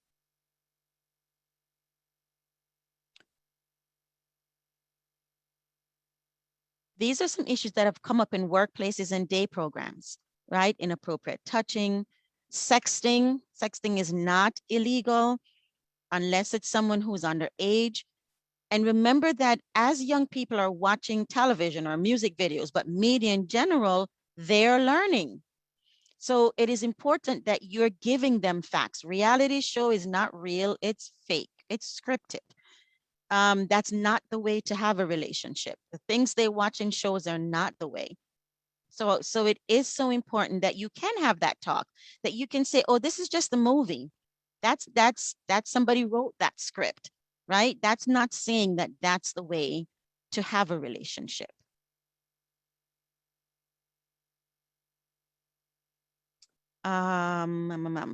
Another thing is the difference between sexual harassment and giving a compliment or asking for a date. Again, so very important. We've had people who have actually lost their jobs because they were giving a compliment and it was reported as sexual harassment. So important, again, that we have these conversations. Who is that trusted person? Because if you're just watching shows to see how to give a compliment, some of those compliments are sexual harassment, right? So those social skill groups, again, are key and important. Parents are the first sex educators. The home is the primary foundation for the development of a child's sexuality. That's the first place that you want them to not feel shamed. You want them to be able to ask questions. And remember, you do not have to have the answers. You just need to be able to say, you know what, I don't know that answer. Let's Google it together. Or the next time you go to your therapist, maybe we could write it down and they could talk about it with you. Or so you just need to know where you can get the supports. You don't have to have all the answers. What is most important is that you're creating an attitude and an atmosphere where that child who's naturally curious, or there are things going on in their body that they don't know what it is, can ask or will know how to ask. You're not alone. It's scary, right? Acknowledging your own awkwardness can make everyone feel more comfortable, right? It's okay to not know. Just know where you can go, you know, to get some answers or to ask for where else to go. It's not okay to pretend that their feelings don't exist because it's uncomfortable. It's important for you to get them the help that they need. And these are some issues which I know I've heard here: inability to answer questions. And I'm going to skip a little bit to be clear when discussing relationships and general guidelines. Who is a parent? Who is a friend? Even though it's a family member, is it a friend? Is that fact? Because we have family members who are not necessarily our friends, right? So very clear, because if you call everyone their friend, then the bus driver who they see every day is my friend, but is the bus driver really their friend, right? The difference between parents' love and a friend love or a sweetheart love. Be honest when your child asks you questions, give facts, always acknowledge and value their feelings. You know, if they're confused about something, validate that. You know what, that can be confusing. And sometimes you may not, you know, it may take a longer time to understand. If your child does not use words to communicate, then what's the need that's being expressed? If you do notice that they're wanting to, you know, they're touching themselves, then it's a matter of where can you do that? That's private, right? And so when they want to touch themselves, they know where to go. And then there are other ways of expressing themselves through art. Know that they'll have feelings. So allow for those feelings. You know, mom loves you, but I know you have a friend. How are you setting up opportunities for them to have that friend so that they can see the different relationships? If all they're seeing is just you and them, then that's not helping them to know that there are other types of relationships that they can have. So all the feelings they have are going to be centered into that relationship with you and them. Teach them the law. Very, very important. So this is in here. What are the, I don't know if everybody here is from New York State, but what is legal and what's illegal in the state? Self-touch is important. We just saw that it was developmental. There is hormone driven as they move into puberty, and it's more of guiding them into how to express themselves safely. You also want to teach hygiene, washing hands before and washing hands after for both males and females. That's important. The benefits of masturbation, some things to think about. Masturbation releases sexual tension. It also reduces stress, right? So when I talked about anxiety, it also helps you to sleep better. So if someone discovers at bedtime masturbation and they're able to ejaculate and then it makes them sleep better, guess what they're going to do, especially if they're at the more moderate or profound level of cognition. When they want to sleep at night, that's just something that they may do because they did it the last time and they slept good. And so they're going to do it again, right? But remember the benefits of masturbation. It releases endorphins, right? Hormones that block pain and make you feel good. It gives you an overall good feeling. Public versus private. I want you to look at some of these pictures. So as you're teaching public versus private, when you're in spaces, you want to identify. So this is a public place.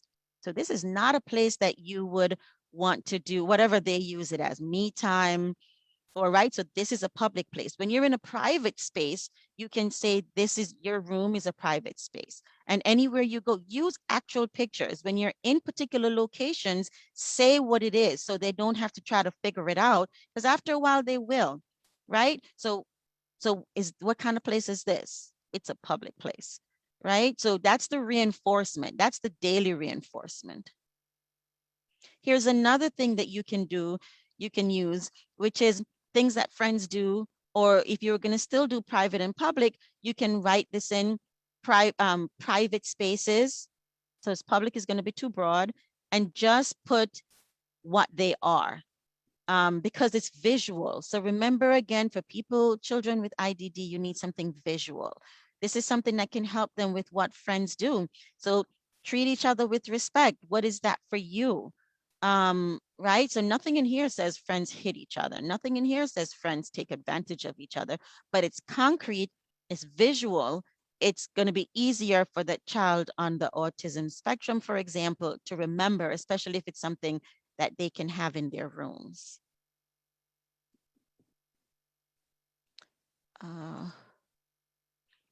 Right, prepare for puberty, teach just a review of some of the things that we said using pictures.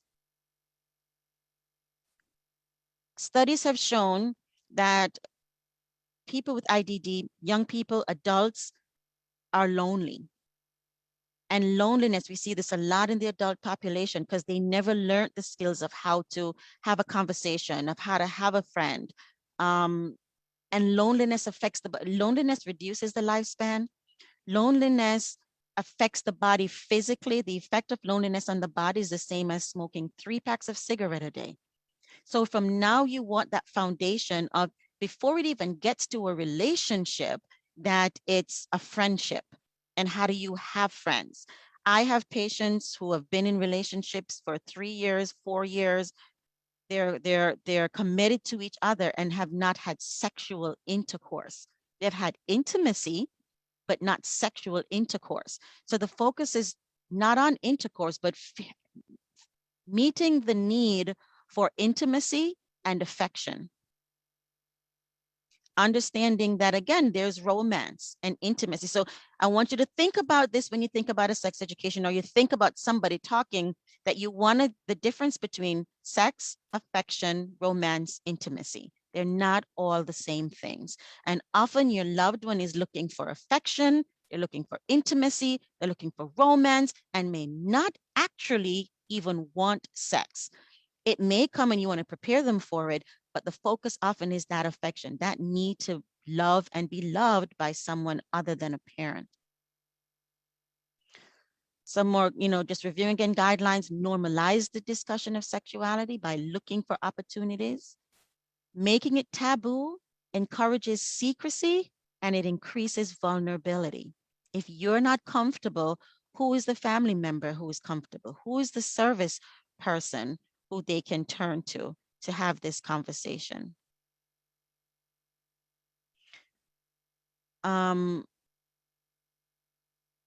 Before starting a conversation, make sure you know your own values and beliefs, right? As parents, yes, you want to instill your values and you want to instill your beliefs. As children are getting older, know that they may want to then develop their own. Talk to your child. We talked about that. Look for teachable moments, right? What are the everyday life things that can segue into that conversation? Validate their feelings. Help them to develop friends and know who those friends are. And then being a role model for relationships. They're already watching you. So what is the relationship like at home? Because they're seeing that. So what are you modeling? Join community groups, trainings. That's why the first thing I did was to applaud you for even being here today. Give lots of love and support. Boost their confidence. Those teenage years are crazy possessed years. Stay connected, right? Leaving information out. If they may not want to talk to you, but they may pick it up and go in their room, but help them to get facts. It's important that they get the facts. They're going to get lots of opinions and myths and all kind of other stuff. You want to ensure that you're giving them facts, or you're helping them to connect with someone who can give them facts, or they feel free to have a conversation. Build disability pride. Self-esteem won't happen if they think that difference is bad, or they think that they can't, or they need to be neurotypical to be okay. So what movies have you exposed them to that have people with disabilities in it? What books? There are people with disabilities who are musicians, they're dancers, they're models. Have you exposed them to people with disabilities who are doing awesome things outside of Special Olympics? This is a Pride page that helps to build pride, because it talks about something I couldn't do before that I can do now. Something people said I couldn't do that I can do now. Something I was afraid of doing, but I can do it now. So this is something that, again, you want to do with your child, and you want to change it maybe every 3 months, maybe every 6 months, because it helps them to see what they have achieved. And if they can achieve, they can continue to achieve. I know it's 12:31. I just want to show some visuals. Is that okay, JC? Take your time. Take your time.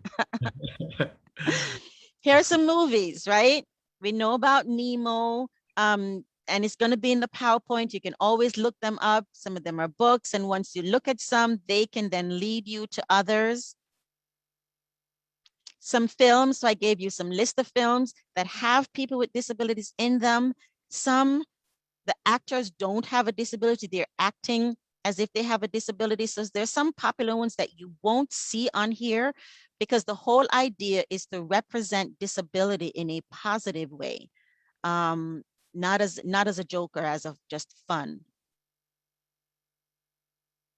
So some sample ways of teaching, right? What do I say to my child, right? So early, the difference between okay touches and not okay touches. Your body belongs to you and you alone. Everyone has the right to say no to being touched. So this literally gives you some of the language that you can use. Who do you tell if people do not okay things to you, things you don't want done to you?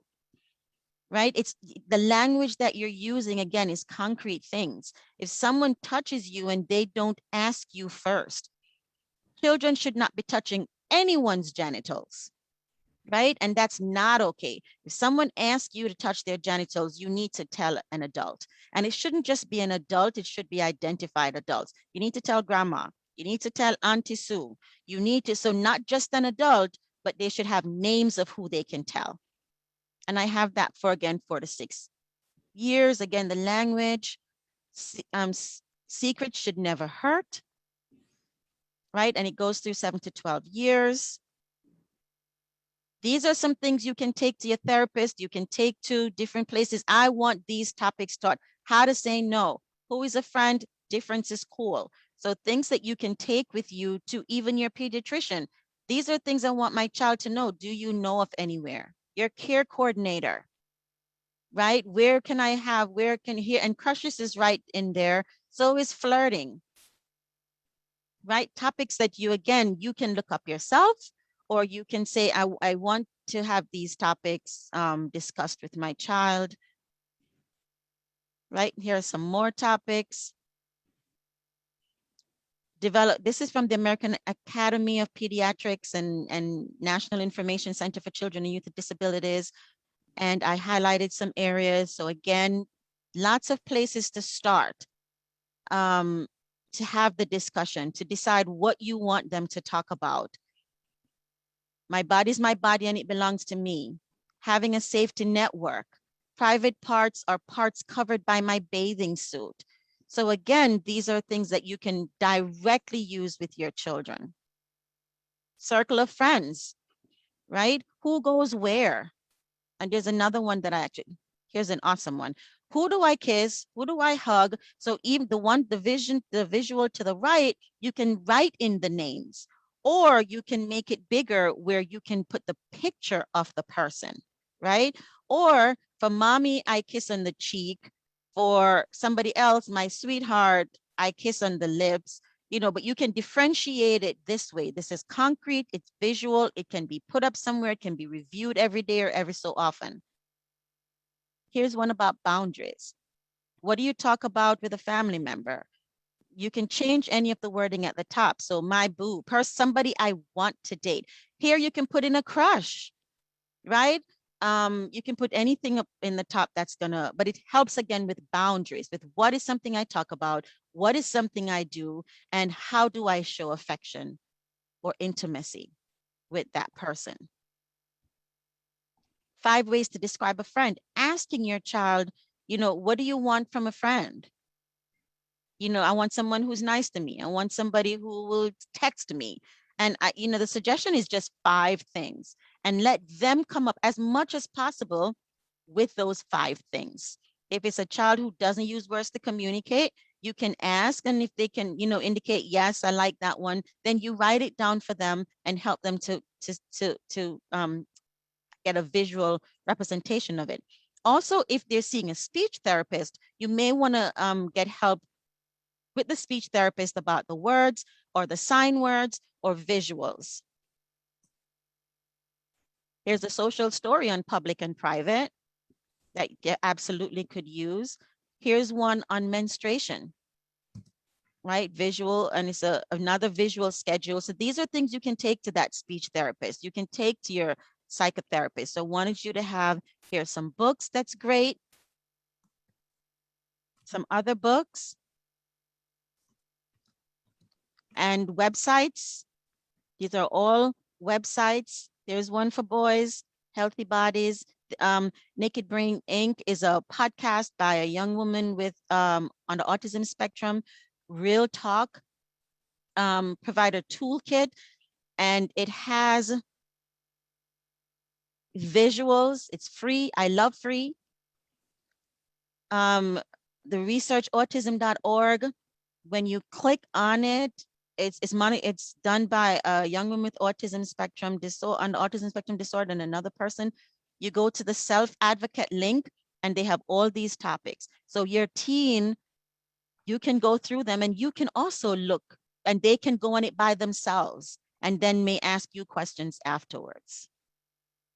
What are some things that young people want to know? I'm not free to. And we ask, so this is coming directly from young people with IDD. How a man and a woman meet, how to ask a girl on a date. These are topics, again, that because it's what other young people have said, you can show this to your loved one and say, hey, which of these would you want to know? And I have another, because I always want to hear from people with IDD, young people with IDD. These are other things they wanted to know. How to tell if someone was trying to force himself on me. Sometimes it's important, in fact, a lot of times it's important to use the language they use.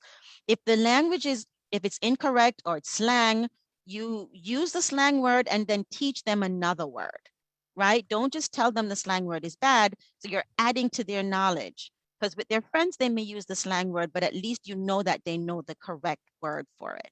How not to be hurt, how to use condoms.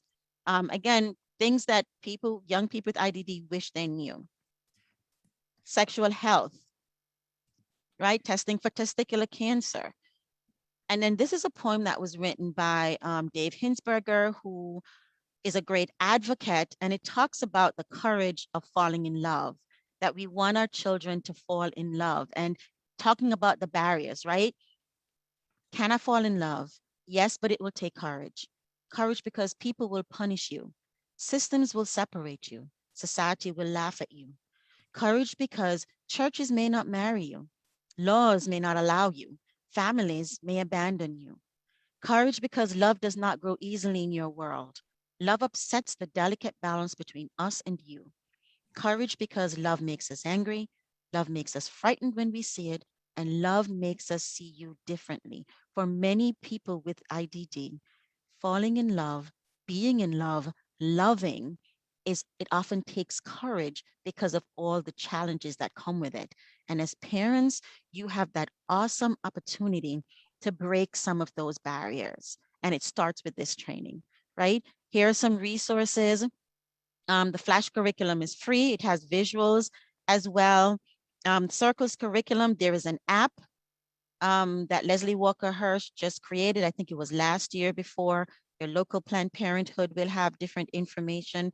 Felicity House is a for females on the autism spectrum, and you don't need to go through OPWDD or any open house, whatever.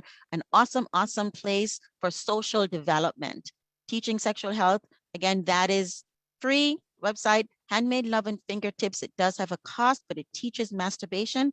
Handmade Love for males, Fingertips for females. And then there are the goals of sex education. Education and training are the key to promoting health and mutually respectful behavior and help prevent abuse, regardless of what that disability is. Thank you so much, Connie. I know you must be winded from going so fast. Bless your heart. So we do have a few questions and then we're going to have to wrap up, I'm afraid, but we will be back to continue the conversation. So do not feel like your questions you still have another opportunity to ask us directly, to also include it in your survey. Any additional information you would like to learn about. I know some of us have to leave right now, but yes, you will be getting a copy of the link to the recording. It's already on our Facebook page. You'll get a copy of the presentation, and you'll also send the registration links for the continuation of the presentation with Connie, as well as the links to the workshops that we will be having over how to have the conversation, which will be done in English and Spanish. If we need any additional accommodations, of course, we're happy to make those, just let us know. But yes, we want to make sure to address the few questions that have been asked. And that was, do you have any alternatives to visuals for developmentally delayed adolescent, such as those with visual or vision processing issues? On some of the websites, they do address that. I would want to know what specifically the issue is. Is it that they can't see at all? Is it partial vision? Is it, there's some people who they need the actual objects. So I would want to know more specifically what that is in terms of in terms of resources. Okay, this webinar is very informative. I had answered a lot of questions. Thank you so much. This was an amazing presentation. Thank you. Can we get an email with YI workshop information? I'm sure you can contact Connie at YI for their services. Yes, or yi.org /link. So the link department would be able to give you some more information about the services. And if you go on yi.org, they're listed by boroughs. Okay. This has been an excellent workshop. Thank you so much. I have to leave. Very informative. Can I say amazing again? Let's see. Yes, PowerPoints will be shared. Are any of these resources for young men too? Well, absolutely. They usually do both female bodies and male bodies. Okay, thank you so much for this extremely valuable information. I'm very grateful for this webinar. Thanks a lot. Awesome presentation. Thank you all. Awesome workshop. Connie, you are one of the better speakers, clinicians, educators I see daily.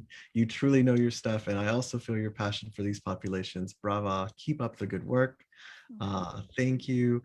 And it doesn't connect when he sees, with regard to the vision individual, it doesn't connect what he sees to language well. It's ocular motor issues as well. Okay, so you're gonna have to do a lot more with touch and auditory for him in terms of, because here's the thing, especially with sight, if he's not seeing, right? So some things won't relate. So he's not, and it's a he. Is it your son? I think she said son. I believe so, yes. Yeah, right. So seeing what a relationship looks like won't be there.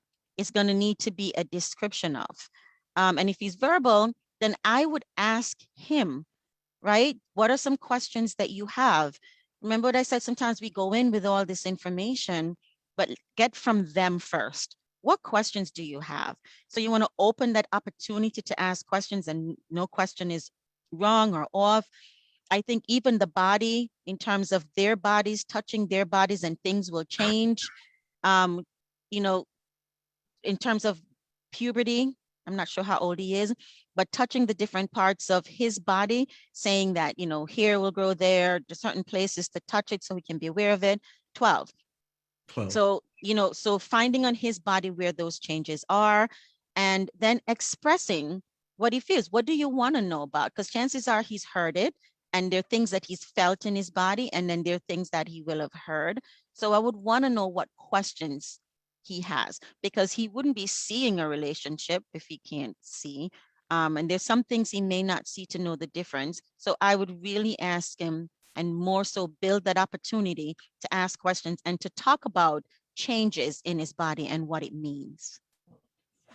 Okay, and then we have one final question. My daughter is severely disabled and has limited verbal skills. How do I help her understand what is acceptable? She doesn't understand why she can't be naked. She's 12 now, but developmentally 3. I am fearful for her safety. Any advice? For one thing about being naked, I wouldn't say it's not okay to be naked. I would teach her where it's okay to be naked, right? Because, and what's behind that feeling of being naked? Is it a sensory type thing? Can she be naked in her room with her door closed because that's a private space? But not when any, the key about somewhere that's public is somebody else can see. So if there's anybody else who can see, then that's not a private space, right? Private space is just you. So I would help her to identify places that she can be naked, so that when we talk about, is this a place that you can be naked? No. So if you want to be naked, where can you go? As opposed to just not being naked. And then the others, I would want to know, like, what more specific. For some things, it's not a blanket thing. It's more of what's the situation, what's the need behind it. And that's where a therapist may help, or having that one-on-one in certain parent groups where you can have that opportunity to ask that question and get, because there's some other questions I would want to ask with that. But for the naked part, places to be naked. If something else is happening, is there a place where that can happen, where you can more teach here? Because that's a sexual expression, right? So remember, you don't want to repress it because it causes issues. It's where can that expression happen? So they learn that's the place to go, because these other places it's not okay. All right. Last comments. Thanks so much for this informative webinar. I will be looking forward to attending more sessions. Awesome presentation. So grateful. I feel empowered to have this conversation with my 15-year-old ASD son, and it will also help my 30-year-old IDD young adult son. Awesome. Do you know any social or sexual skills groups for boys that you can recommend? For boys only, no, I don't know of any, but that doesn't mean they're not there. I think, again, it's a research to find that, but I know most mixed groups, but I don't know if there's any that's just specifically for boys. And yes, with the parent about regarding her daughter that's naked, I'm concerned most with her disrobing in public. So that's where I would teach her where she can be naked. Because if it's a need that's driving her, for whatever reason, we don't know how she may be wanting to express herself. Again, if you repress it, it comes out in different ways.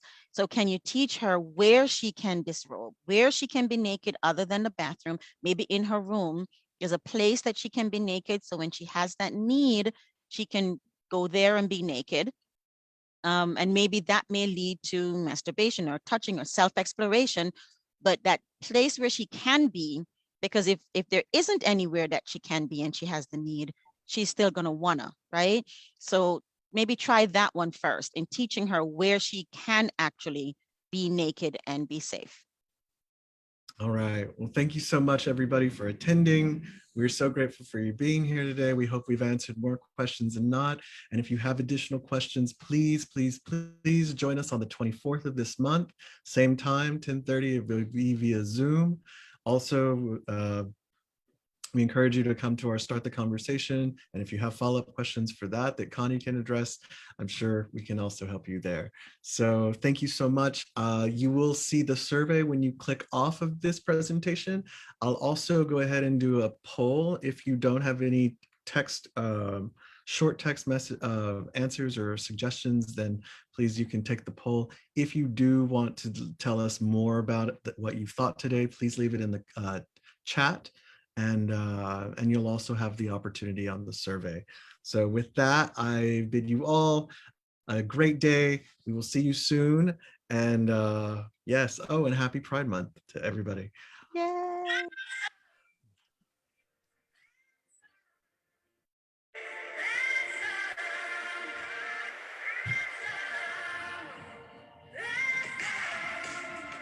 All right. Connie, I'll see you in a bit, okay? Alrighty. Thanks so much, Tyler, and everybody supporting. Bye.